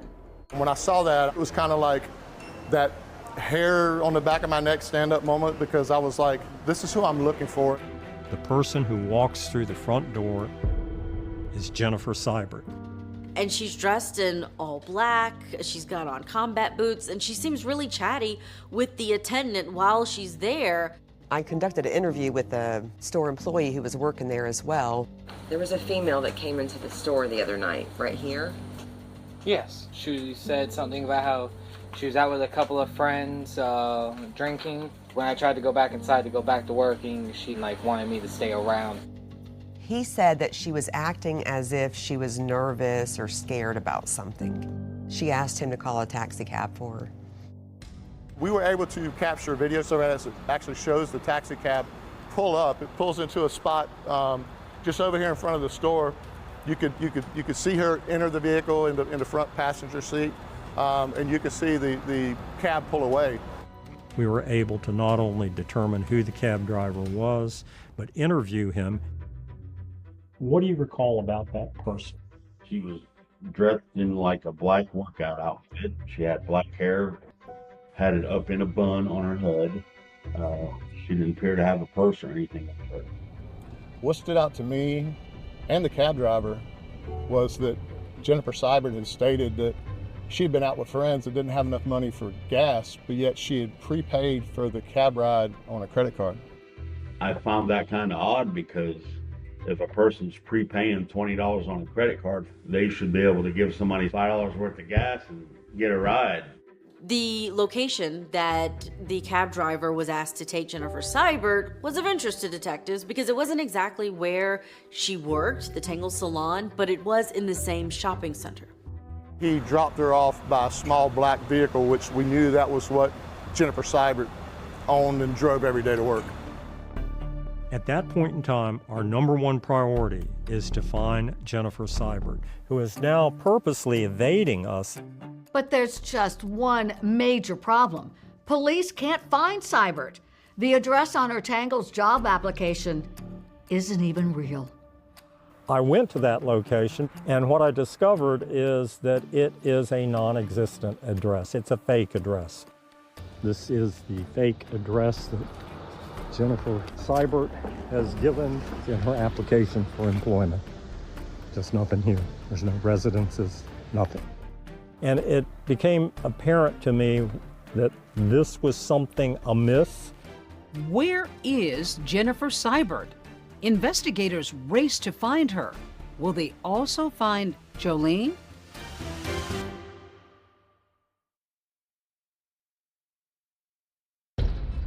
Cummings has not been seen since Mother's Day weekend, and investigative reporter Julia Janae joins us now with more. Julia? Heather, that video that was released shows the missing SUV of Cummings being driven what appears to be Jennifer Seibert. So once they look at that video, who walks through the doors of Gate gas station but Jennifer Seibert? And she's dressed in all black. But so far, police have had no luck tracking down the mysterious woman. Small hair salons are known to be warm, friendly places. But at Tangle's in northern Florida, the newest employee, Jennifer Seibert, didn't exactly fit in. Everyone would talk with each other. It was just a very cozy, friendly environment to be in. So all the hairdressers seemed to get along. And then all of a sudden, there was a new woman. So I never really got to know her well. She was kind of standoffish. Within a few weeks of Jennifer being there, they started to notice things that they thought were off about Jennifer, just the way she acted. She could never really give an address of where she lived. Jolene had a lot of concern about Jennifer Seibert's background. I did an interview with Ashley Nunley, who Jolene had styled her hair the day before she went missing. She goes, because there's something just weird. Jolene says she started wearing wigs when she first started. Jolene says she was going to look up her name and figure out what the heck was going on with her. Knowing Jolene, she's not going to leave something alone until she gets an answer that she can believe. It turns out the questions about Jennifer Seibert's background, her behavior, also dogged her at a previous beauty salon where she worked in nearby Yulee. She definitely had extremes in behavior. She would be so upbeat, or if she was mad, it was almost like seething mad. If she would get mad at a client, I would see her sit there and grip the back of the chair and like white knuckle it. My stylists were complaining that they did not want to work with her. I did find a reason to fire her. She had all her stuff packed, leaving. So I followed her out the front door and asked her for the keys back. And she took them off her key ring and she threw them at me. That was 3 o'clock in the afternoon. 9 o'clock at night, she was still sitting in her car in the parking lot. That was a little bit creepy. And I actually did make sure that no one was following me home. She didn't follow me home. The last known place that Jolene Cummings had been seen was Tangle's hair salon. We made a determination, we need to go back to the salon. To the naked eye, there wasn't a whole lot out of place. Traditionally, Jolene Cummings sat in the break room at the very back by the bathroom. I was looking with my flashlight at the edge of the sink, which was perfectly clean, and as I looked down, I saw what looked to me to be a dilute blood ring. So we had our crime scene unit go back and do a forensic examination of the entire salon with what's called either Blue Star or luminol, which creates a chemical reaction with blood, and it will fluoresce or glow. Basically, the whole salon lit up. There was blood everywhere that was obviously had been cleaned up. You could see mop marks on the floor in blood. Now the police have this disturbing discovery of the blood spatter inside of the salon. The search for Jennifer Seibert, it becomes much more urgent. She basically went to number one on the radar that we got to find out where she is. We did have a phone number for her that was provided on her application, so we started pinging that phone. Started looking at like beach areas where they had the showers, rest stops, different places where somebody who might not have a permanent place to live might be. On Wednesday, we got an updated ping that said that she was in a rest area in St. Johns County, roughly 35 miles south, closer to St. Augustine. 6 detectives and myself and the 2 FBI agents went to the northbound rest stop in St. Johns County. The rest area was under construction, and it was just confusion. Dark, semis roaring around. When I came to the rest area on the northbound side, I saw a black Kia Soul sitting between 2 semi-trucks. I called another detective and told him, hey, I believe this is Jennifer Seibert's car. There was exhaust vapor coming out of the tailpipe of the vehicle, so I knew it was running. I was a little worried about approaching the vehicle because I didn't know who was in the vehicle, if they had a weapon. I had my flashlight. I then observed an individual who was laying down in the back of the vehicle get up and slither through the 2 front seats and drop into the driver's seat. I remember repeatedly stating, do not put the vehicle in drive. She had her driver's license ready. It was Jennifer Seibert. Once Jennifer got out of the vehicle, I identified myself to her and told her that I was investigating Jolene's disappearance. She reiterated to me that she had no idea where Jolene was at. At that point in time, I asked her, I said, you've never been in her vehicle, you have no reason to drive her vehicle? And she answered no. I knew that she was lying to me because I had her on surveillance video parking Jolene's vehicle near the Home Depot in Yulee. Detective Harrington is heading out to a local judge's home. He's got to get an arrest warrant for grand theft auto for Jolene's SUV. But somebody has to keep an eye on Jennifer Seibert to make sure she does not bolt. My captain informed me, he says, I want you to keep her occupied. You are not to interrogate her, just talk to her. Well, where would you shower? At the gym. I'm going to take a break from body pump and just stick with the cycle classes for a while. And the curious thing to me was she never once asked, what is this about? She never once asked, am I free to leave? And mosquitoes a problem at rest areas? Oh my goodness. When a mosquito bites me, it just takes probably almost an entire month for that one mosquito bite to heal. But it's not mosquito bites on Seibert's face that are getting the attention of detectives.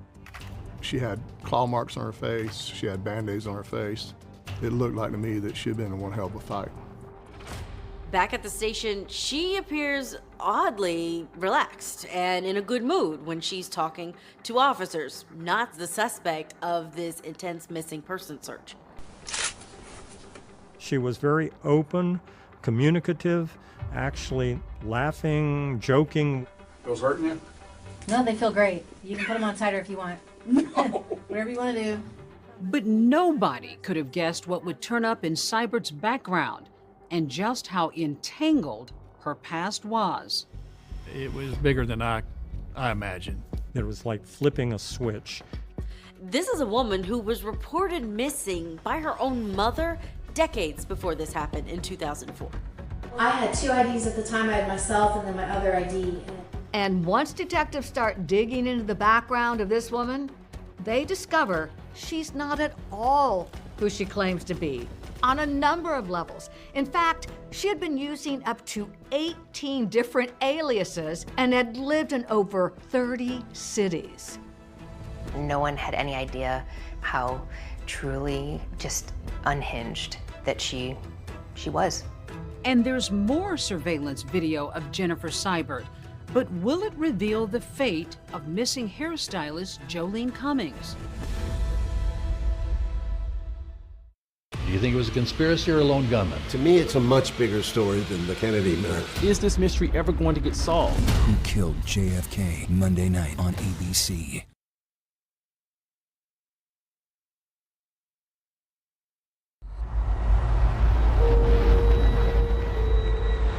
This was the most bizarre. Very diabolic.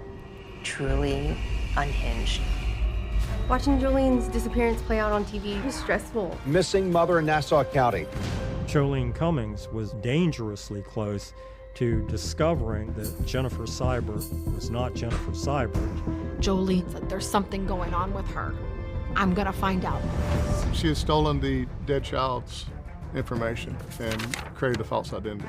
She took that name out of the cemetery. She had 17 different names. She lived in 14 states. How do you even wrap your mind around that? She was an angel one second and then getting in a fight with somebody the next. Definitely not a normal thing for a person to go and buy a carving knife in the evening of a random Friday night. My God, what is she up to? You think she's done this before? There is no doubt in my mind. She's saying that she's Kimberly Kessler, but how do we know what the truth is?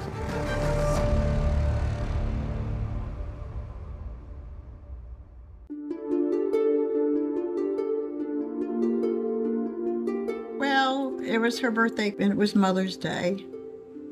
And I wanted her to be reminded that she was my special blessing on a Mother's Day, a gift that no other could compete. And then text her that Saturday and, hey, did you get the angel? And that was the last text.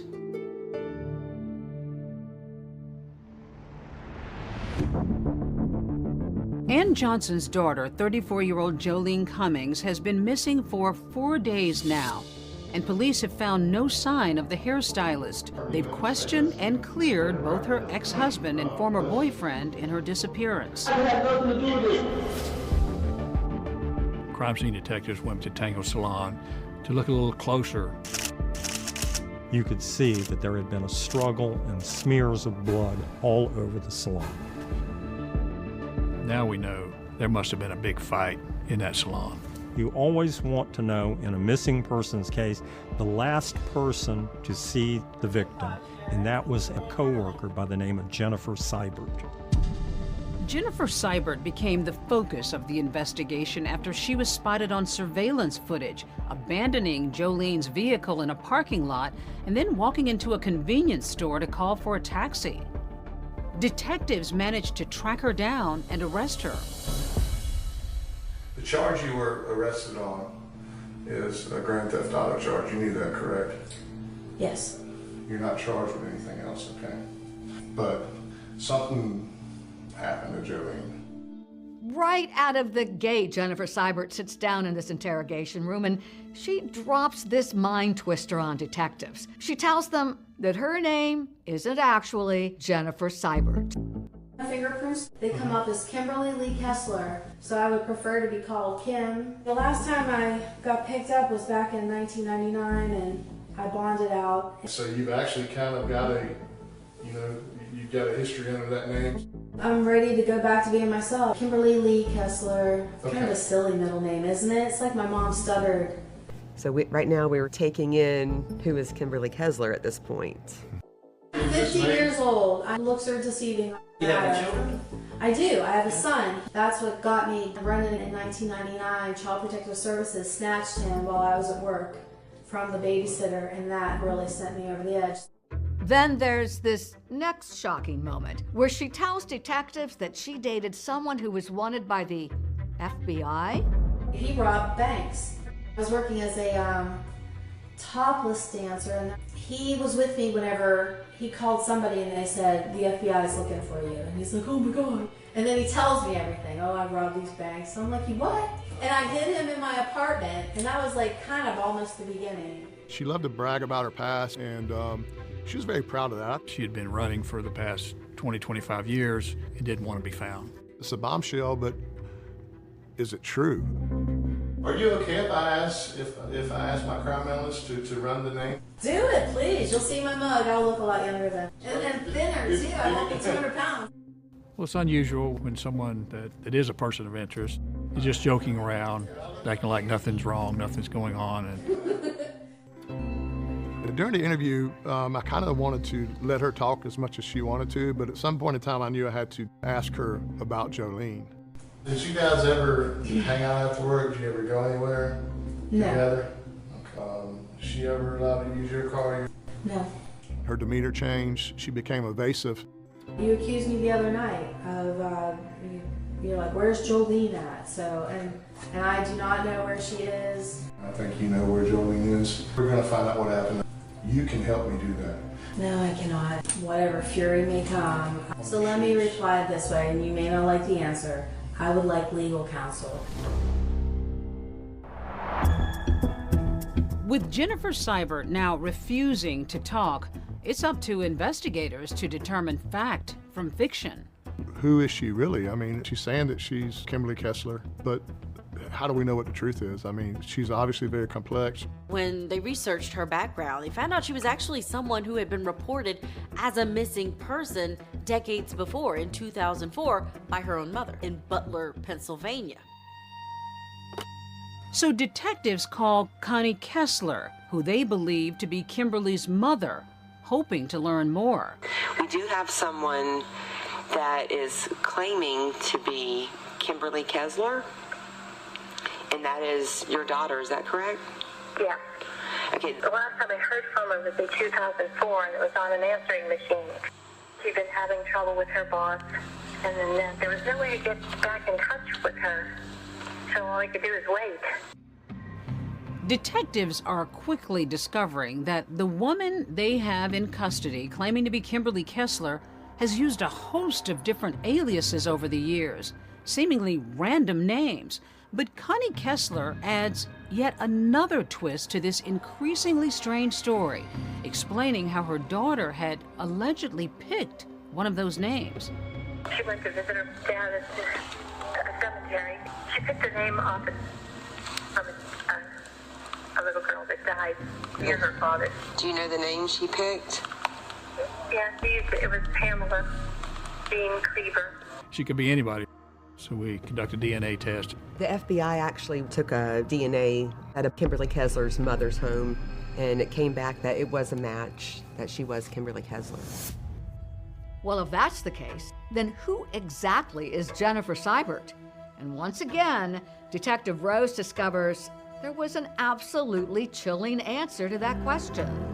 Found a little girl named Jennifer Seibert who was 13 years old, who had been killed in a car accident in Germany. However, she was buried in Butler, Pennsylvania. And then NCIS confirmed the social security number of Jennifer Seibert. And that's when we realized she had stolen the dead child's information and created a false identity. The night when I told her you're under arrest for grand theft auto, she almost smiled as if to say, is that all?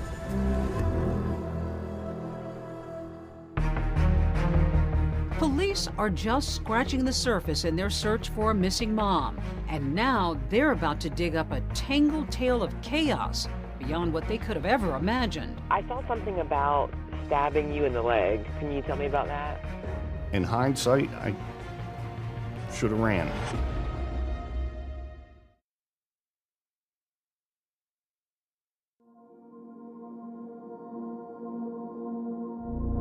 With Jolene Cummings still missing, police are learning more about the woman they've got in custody. Turns out her name isn't Jennifer Seibert, it's actually Kimberly Kessler. And the more they unravel, the more complicated her past becomes. Come to find out, she had 17 different names. She lived in 14 states. Very unusual for someone to have that track record and is not running from something. During the next couple weeks, I conducted several audio interviews. And we had to try to figure out who we actually had in our jail. So we're just trying to get whatever information we can. We discovered a husband. She had been married. When I spoke to him, he said, I met her in Arizona. She was stripping during that time. Well, I can tell you she's a master of disguises. She wears a lot of wigs and changes her look a lot. You know, she did wear a lot of wigs. If she... She is very exotic. He knew her as Melissa McKernan. So I have Melissa tattooed across my chest. So he was kind of shocked whenever we told him, hey, you know, this is not Melissa McKernan. Her true name was Kimberly Kessler. Oh, hell no. I was like, he don't even have a real name on his chest. But going back to the 1980s, Kimberly Kessler was just this small town girl living in Butler County, Pennsylvania. Kimmy, you know, that's what they called her. Short-haired, tomboy, cute little young lady. So you did know her? I guess she knew me. She was good friends with a cousin of mine. The girls would all ride horses and that together. I met her a few times through the girls. I guess she had like a little schoolgirl crush on me or something. She has a past with other people from high school. Kim was a year behind me in high school. I was class of 85, she was class of 86. She was a cheerleader, you know. Tom Sims hadn't seen her for years while he'd been in the Army, and then one day their paths crossed again. I stopped in the bar to have a beer, and she was working. She was blonde and fit and beautiful, and we went out for drinks, and yeah. They eventually end up dating and living together. Can you tell me some more about her? She's got a handful. She wasn't a friendly person, always scheming. She was an angel one second, and then getting in a fight with somebody the next. Was that a normal thing for her, like acting out and being violent? Yeah. One of her moods got me with a steak knife. I saw something about stabbing you in the leg. No, she stabbed me in the chest. She bit my dad in the leg. She bit your dad in the leg? Yes. She attacked him, bit him on the leg. Oh, you should have seen it. It was a huge bite mark. It was the day after she hit me with the iron piece off the gas stove. She grabbed off, you know, the burner and hit me upside the head with it. I think she already had her escape planned because she was gone after that. Gone. Tom Sims says police came to the house for each violent incident. When Kessler stabbed him, when she bit his father, when she struck him with that iron grill. But he never pressed charges against her. I probably should have. Young and naive. But about a year later in 1990, Kessler was back, and she wants to catch up. Sims would later tell police about a troubling conversation that he says he had with her. We had a cat. His name was Malcolm. That cat and I were very attached. She's the greatest cat in the world. I asked her, where's my cat? And she's like, well, I couldn't take him with me, so I had to kill him. Did she say how she did that? She shot him with a shotgun. I saw no empathy. I was absolutely sick to my stomach. And then she disappeared again. Kessler has never responded to those allegations, but while Sims only knew her as Kimberly Kessler, there are plenty of others who knew her by entirely different names, including Sergeant Jim Walters back in Virginia Beach in 1999. I knew it wasn't Christina Brooks that I was talking to, but that was the name she gave me. It was a very bizarre situation in Virginia Beach. She lived with the father of her child, and a neighbor saw her digging in the yard with the kid in the hole, and she said it was a grave that she was digging, and she was acting very bizarrely. So the neighbor called the Child Welfare Services, and they came and took the child. On August the 3rd, 1999, I received a call that there was a disorderly, suspicious person at Social Services, and we spoke real quickly, and I asked her to leave. That's when we followed Christina Brooks out and stopped her on the other side of the bus stop. Sergeant Walter says he's never forgotten what he says he discovered in her purse. A Smith & Wesson .357 Magnum, a taser, and a roll of duct tape. We call it a kidnap kit. Sergeant Walters arrests Christina Brooks for carrying a concealed weapon without a permit.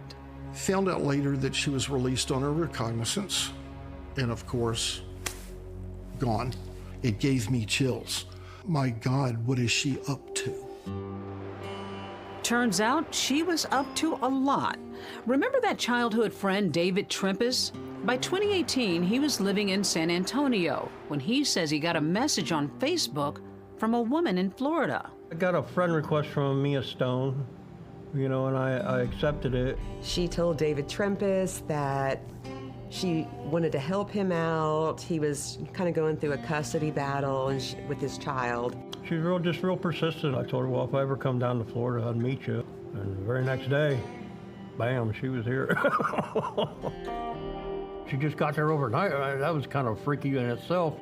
I said, I'll meet you at the Whataburger in town. She come walking up, and she had that big black curly wig on, and it was, down over her eyes, and, it was just out of place. And she had a scar on her face. David Trempis told police that Mia Stone claims she got the scar when her ex-husband tried to run her over. And now she wanted to move to Texas and marry Trempis.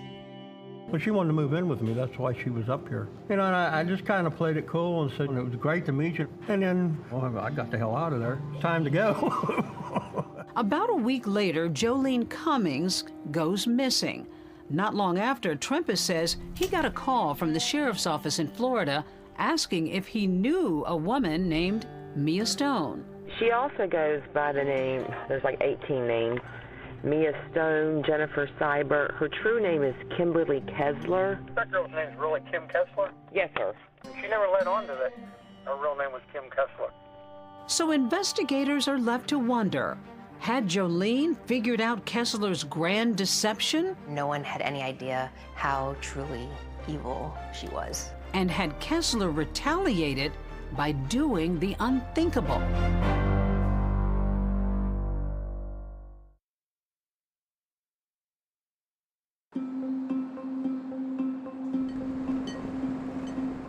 When Jennifer Seibert first arrived in Fernandina Beach in 2018, no one had a clue about her trail of chaos and red flags over the years.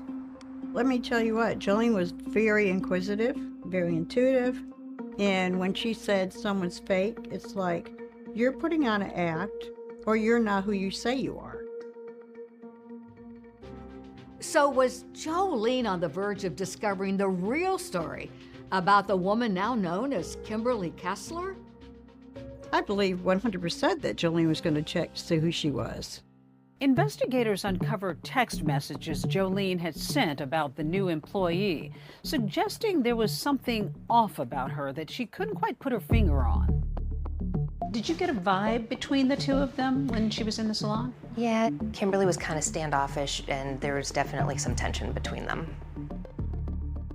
Well, the theory is that Jolene Cummings was dangerously close to discovering, number one, that Jennifer Seibert was not Jennifer Seibert, and number two, who she might really be. Towards the end, it had gotten contentious to the point that they would yell at one another in front of clients. And there had been a fight in particular where the argument ended and Jolene looked at her client and said, there's something going on with her. I'm gonna find out. I think that pushed Kim Kessler, Jennifer Seibert over the edge. Just stand up and bend over a little bit for me.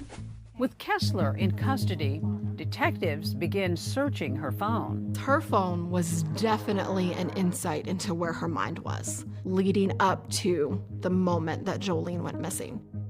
Jolene goes missing on May 12th. We see Kimberly Kessler's search history starts to shift from recipes and stores and the normal things to how long does it take for a body to decay? How to hide the evidence of a crime. It was very weird what she was searching. You know, no body, no crime, how to dismember a body.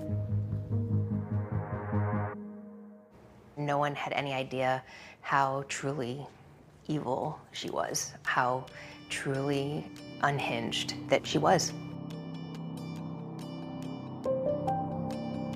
We're here in the alley behind Tangle's Hair Salon, or what used to be Tangle's Hair Salon. This was the back door to the salon.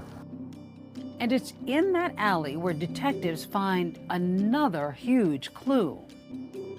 We have video surveillance from 2 different sources, and the dumpster behind us is visible in several of those videos. The surveillance video shows Kimberly Kessler taking numerous large trash bags that are pretty full and pretty heavy based on the way that she's got to swing them into the dumpster behind the salon. Her duties were not to carry out the trash, which was picked up Monday mornings. So it was unusual that after hours she would still be here. Once detectives start piecing things together from inside of the Tangle salon and looking at the alley outside, they start to develop a theory that Jolene Cummings may have been dismembered and discarded in that very dumpster. They processed the whole place, and there was so much blood there that nobody was going to survive that. Investigators scan that surveillance tape hoping for more clues, and boy did they get one. They see Kessler driving by Tangle's as though she's checking to see if the dumpsters had been emptied. We discovered that the local waste company had actually picked up the dumpster for disposal. And at this point, she no longer drove by. Police learned that the contents were taken to a landfill in Georgia, about 25 miles away from Nassau County. The FBI took the lead on actually searching the landfill. The FBI Jacksonville team's been working around the clock in support. This landfill is absolutely enormous. We knew it was going to be a needle in a haystack, but we knew we had to try to search and see what evidence, or if Jolene herself was in that dump. It was 117 degrees, so it was miserable, but it had to be done. It was gut-wrenching. I mean, I was in tears to know that you could be thrown away like trash when you were an amazing person. But after nearly a week of combing through the landfill in scorching temperatures every day with no positive results, law enforcement called off the search. Sheriff Leeper, he didn't have to say anything. His face said it all. It was a face of disappointment, of grief that we didn't find her. Inside, this had to just be your worst nightmare. It's a nightmare that no parent, no one that has a loved one should ever have to endure. The not knowing was the worst. Despite not having a body or finding the remains of Jolene Cummings, the state attorney's office decides they are going forward with charges of murder against Kimberly Kessler, along with grand theft auto. At the point that I'm coming into the case, I am focused on justice for Jolene. With prosecutors now preparing to try Kimberly Kessler for first-degree murder, she's going to undergo yet another transformation. Jordan Beard is Jolene Cummings' cousin. And with behavior like that, is she actually fit to stand trial for Jolene's murder?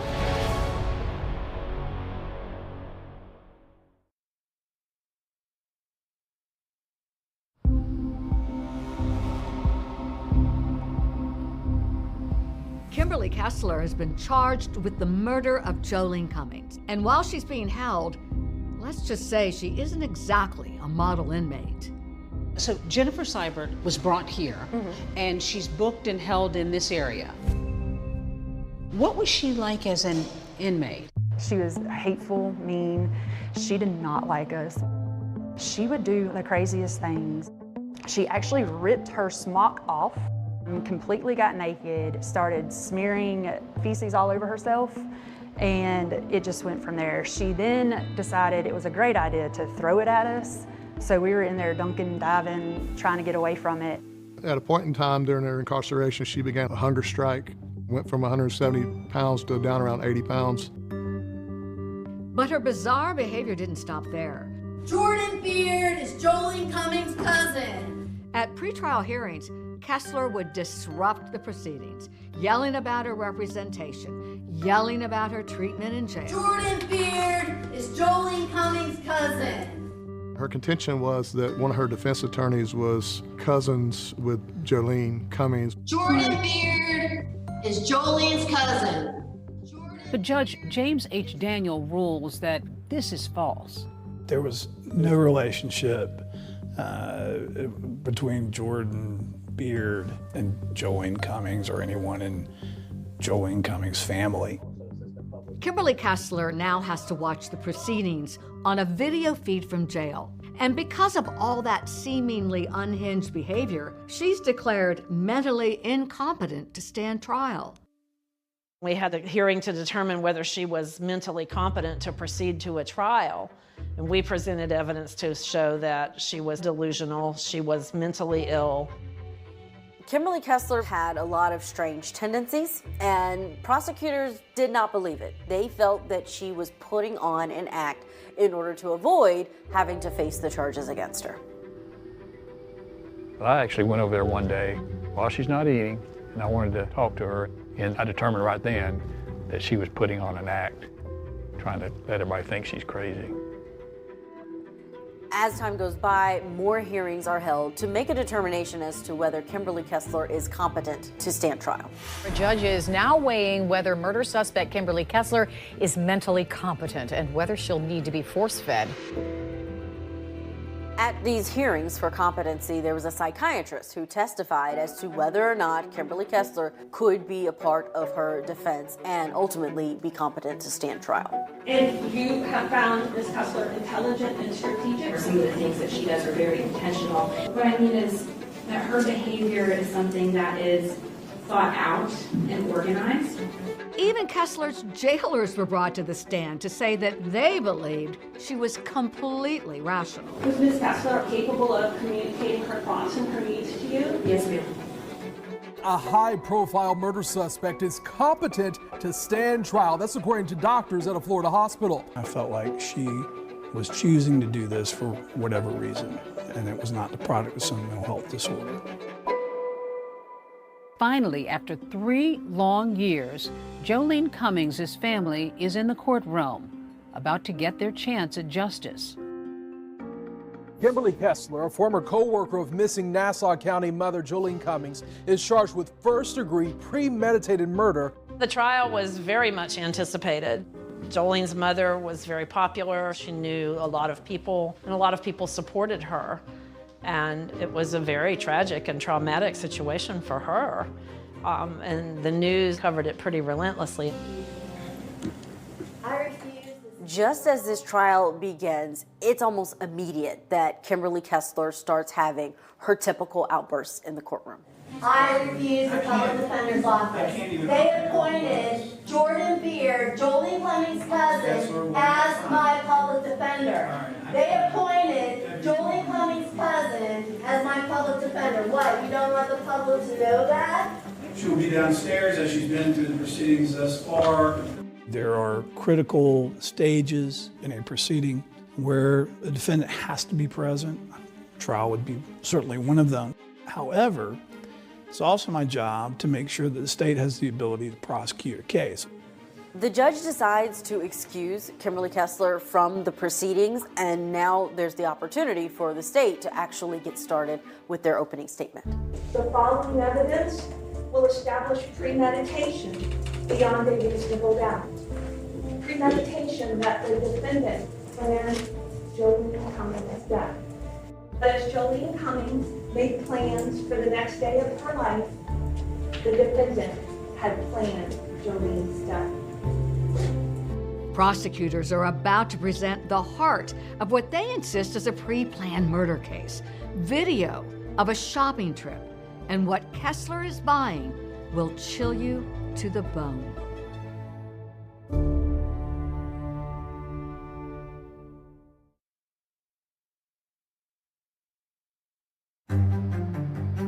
live at the Nassau County Courthouse. Janice, Cummings' body was never found, but the state still plans to try and prove that case.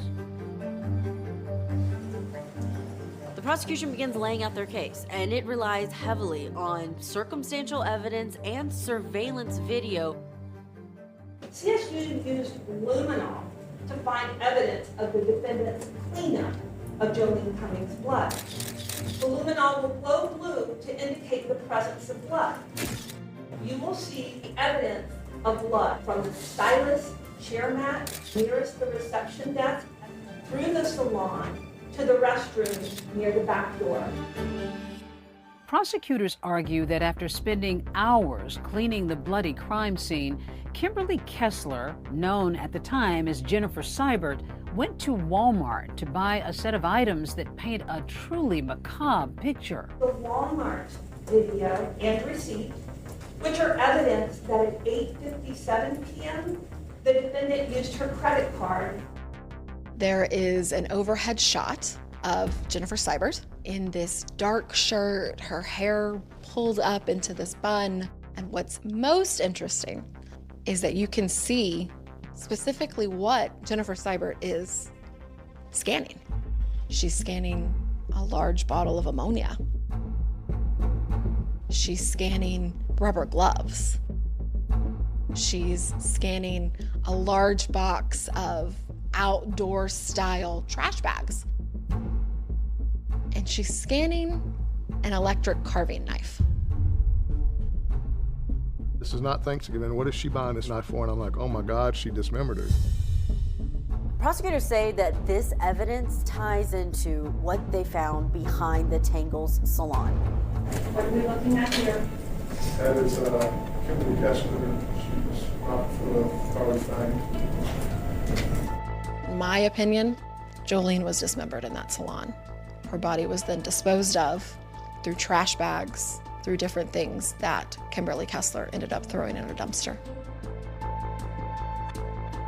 Prosecutors allege that there was this blue storage bin. And inside of that bin, there was even more crucial evidence. Later on, she can be seen taking a blue Rubbermaid out. Ultimately, that tub was found by detectives, and inside of that was Jolene's blood as well as a fingernail. Why would Kessler kill Jolene? Well, prosecutors believe it was because Jolene was on to Kessler's games. In fact, a Tangles employee took the stand with some telling testimony, what she heard on the day of the murder. Do you remember Jolene Cummings telling the defendant, "You're fake"? You fake, yes. I remember told her, you fake, go away. I like you. Jennifer Seibert didn't want to be found out as Kimberly Kessler. That's what it appeared, based on the timing of the comment that Jolene made and when this murder happens. But the defense insists there is no evidence of premeditation in this case, and that's what's required for a first-degree murder conviction. I certainly submit to you that is evidence of conflict, of violent conflict. But what the state cannot offer you, what they have absolutely no proof of, are the questions that you need to decide this case. Who started it? There's nothing to counter the theory that this had been a mutual combat, a fight. I mean, a physical fight between two women that ended up in one of the women dying. And that's just not first-degree murder. The prosecution believed that they had, beyond a reasonable doubt, enough evidence to prove that this was first-degree murder. We can see from her words, her internet searches, she'd spent at least a couple weeks so far premeditating the death of Jolene Cummings. From her internet searches, it's obvious that she intended to kill her. That's all the evidence you need to find the defendant's premeditation beyond a reasonable doubt. With closing arguments done, Kimberly Kessler's fate rests in the hands of the jury. Breaking at noon, the jury has been dismissed to begin deliberations in the murder trial of Kimberly Kessler. It had been about 2 hours, maybe 2.5 hours, and we got a call that said the jury's back with a verdict. All right. Everybody please have a seat. Welcome back, ladies and gentlemen. Madam Clerk, will you please publish the verdicts?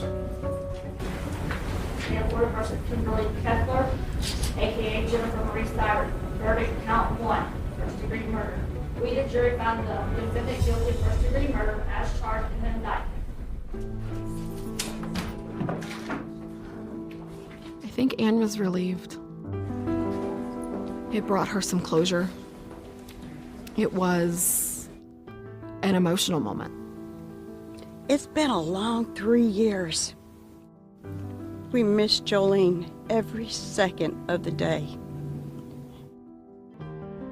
Jolene's family feels they finally found justice.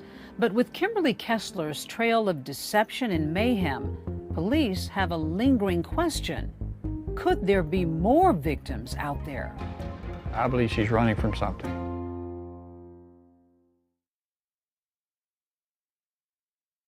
It's a tale of two women, Jolene Cummings, hairdresser and mom, who disappeared on Mother's Day, never to be found. And Kimberly Kessler, also a mom, who spent years crafting multiple identities and was convicted of murdering Jolene. Now, Kessler is about to be sentenced. Jordan Beard is Jolene Cummings' cousin. And like so many times at trial, Kimberly Kessler disrupts the proceedings and is taken out of the courtroom. Before handing down his sentence, the judge hears a victim impact statement from Jolene's mom, Ann Johnson. When my precious daughter was murdered, others died. Our family has struggled to make some sort of semblance of life ever since. This court will adjudicate Kimberly Kessler, defendant, also known as Jennifer Marie Stywart, guilty, sentence her to life in prison. She's also sentenced to 5 years for grand theft auto of Jolene's vehicle, which she'll serve concurrently. Kimberly Kessler leaving the Nassau County Jail in this white van. A deputy was seen doing a rock-on hand gesture before her departure Friday morning. We're going to celebrate. We're going to celebrate her homegoing, because her new home for the rest of her life and until she takes her last breath is going to be Florida State Prison. What was it like for all of you when she finally was transferred after her guilty verdict? Oh my goodness. We were so happy that she was gone. She ended up getting shipped out to prison quite quickly afterwards. We did celebrate. We had a cake. There's a picture of us. Are you relieved that this chapter's over? Absolutely. I'd never want to have to deal with that woman again. With all of the strange happenings that seem to surround Kimberly Kessler, there's this notion among some that is there some other unsolved case out there? With the information that we obtain, the number of aliases, the number of cities, the number of states, I believe she's running from something. That's going to be law enforcement's job, to follow up and to see if there were other people that could have been victimized by Kimberly Kessler. There could always be a new connection to something that wasn't seen before. Remember Sergeant Jim Walters, who knew Kessler as Christina Brooke back in Virginia Beach? He recently handed over information about her to cold case investigators there. I told the deputy chief the information that I had on Kimberly Kessler, and he said, I've got 4 or 5 unsolved homicides around that area, around that time. The cold case squad would be really interested in this information. As investigators keep an eye out for other cases that could possibly be linked to Kessler, Jolene's mom, Ann Johnson, is focused on her daughter's memory. Will you continue to want to search for Jolene? Oh, I'll always have the hope to search for Jolene. Occasionally, we will get calls for unidentified remains. And anytime we get that kind of call, I always have hopes that maybe it might be her. What is the world missing not having her in it? She was beautiful inside and out. And again, she was first and foremost a mom. And she was a great, great friend, great listener. How do you want her to be remembered? As the bright, shining star that she was. Lord, guide us in these next few moments. In Jesus' name. I had a private ceremony It was a beautiful, small service. Even with no remains to bury, Jolene's loved ones remember her to the tune of Amazing Grace. Amazing grace, how sweet the sound. There was music at the gravesite. There was a headstone. And then my grandson asked me, Emma, why is there a headstone when Mama's not there? I said, this marks that your mother lived here on earth, that she needs to be remembered. And who knows, God's will, maybe we'll have something to put there. It's the only thing we have to live for, right? It's the hope. Without hope, what do we have?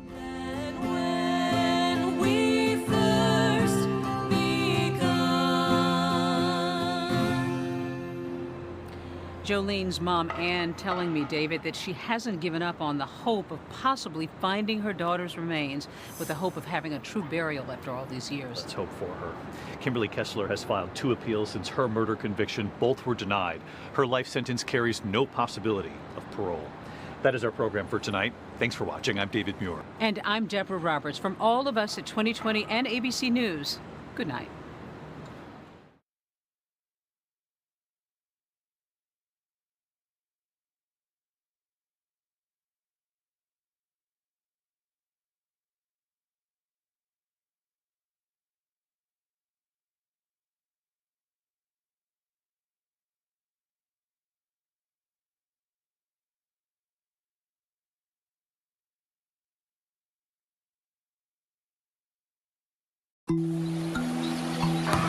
Tonight on an all-new 2020.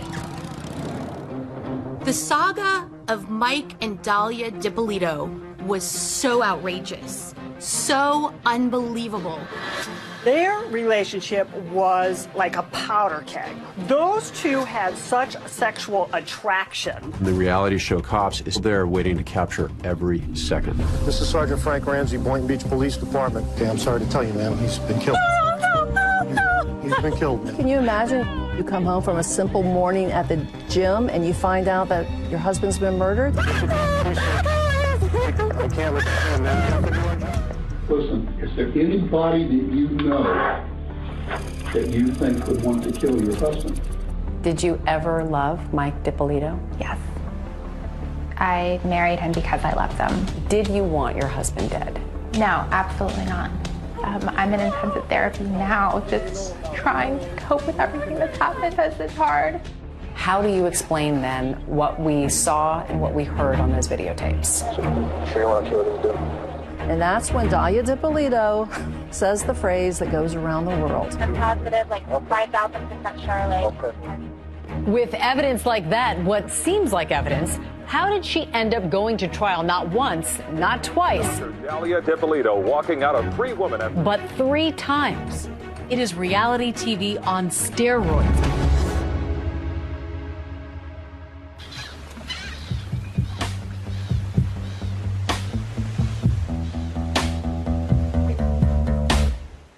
It's a cloudy morning in sleepy Boynton Beach, Florida. It's just before 6 a.m. It's already a humid 80 degrees, and most people are still asleep, but not 26-year-old newlywed Dahlia DiPolito.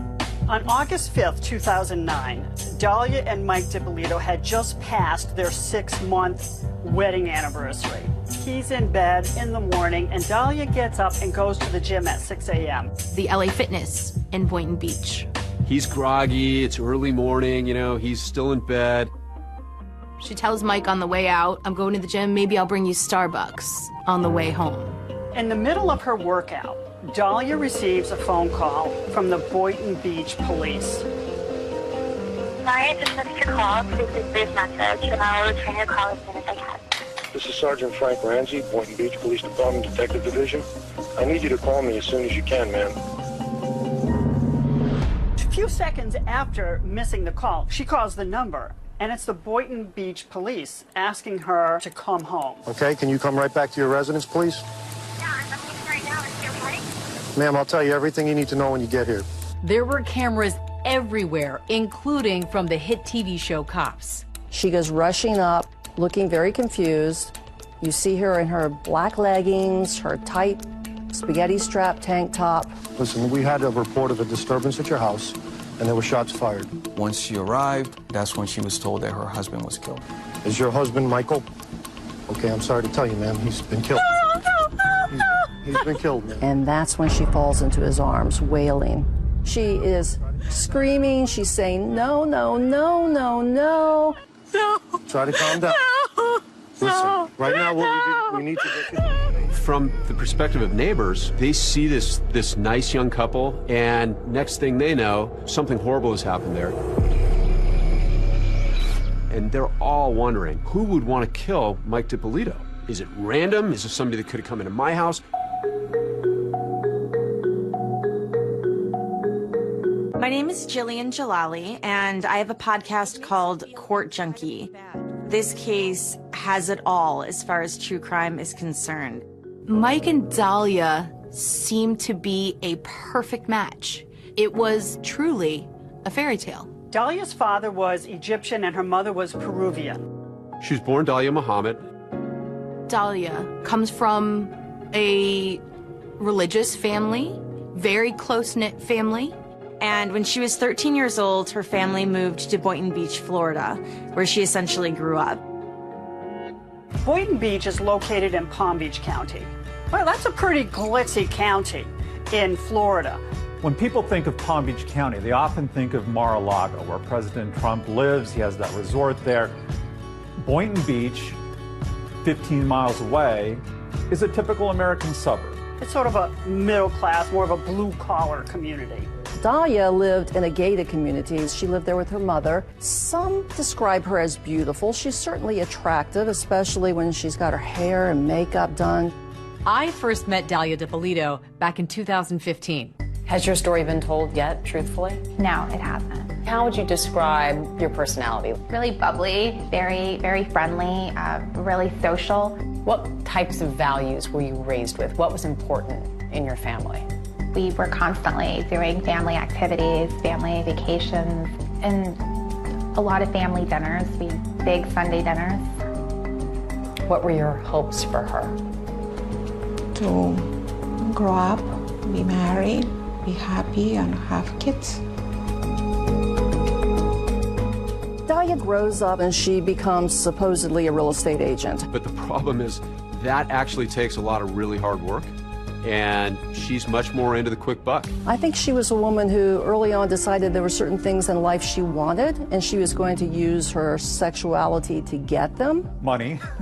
She wants money. Some people might call Dahlia a gold digger, and if she could see maybe a fast buck in someone, she was going to go for it. Enter Mike DiPolito.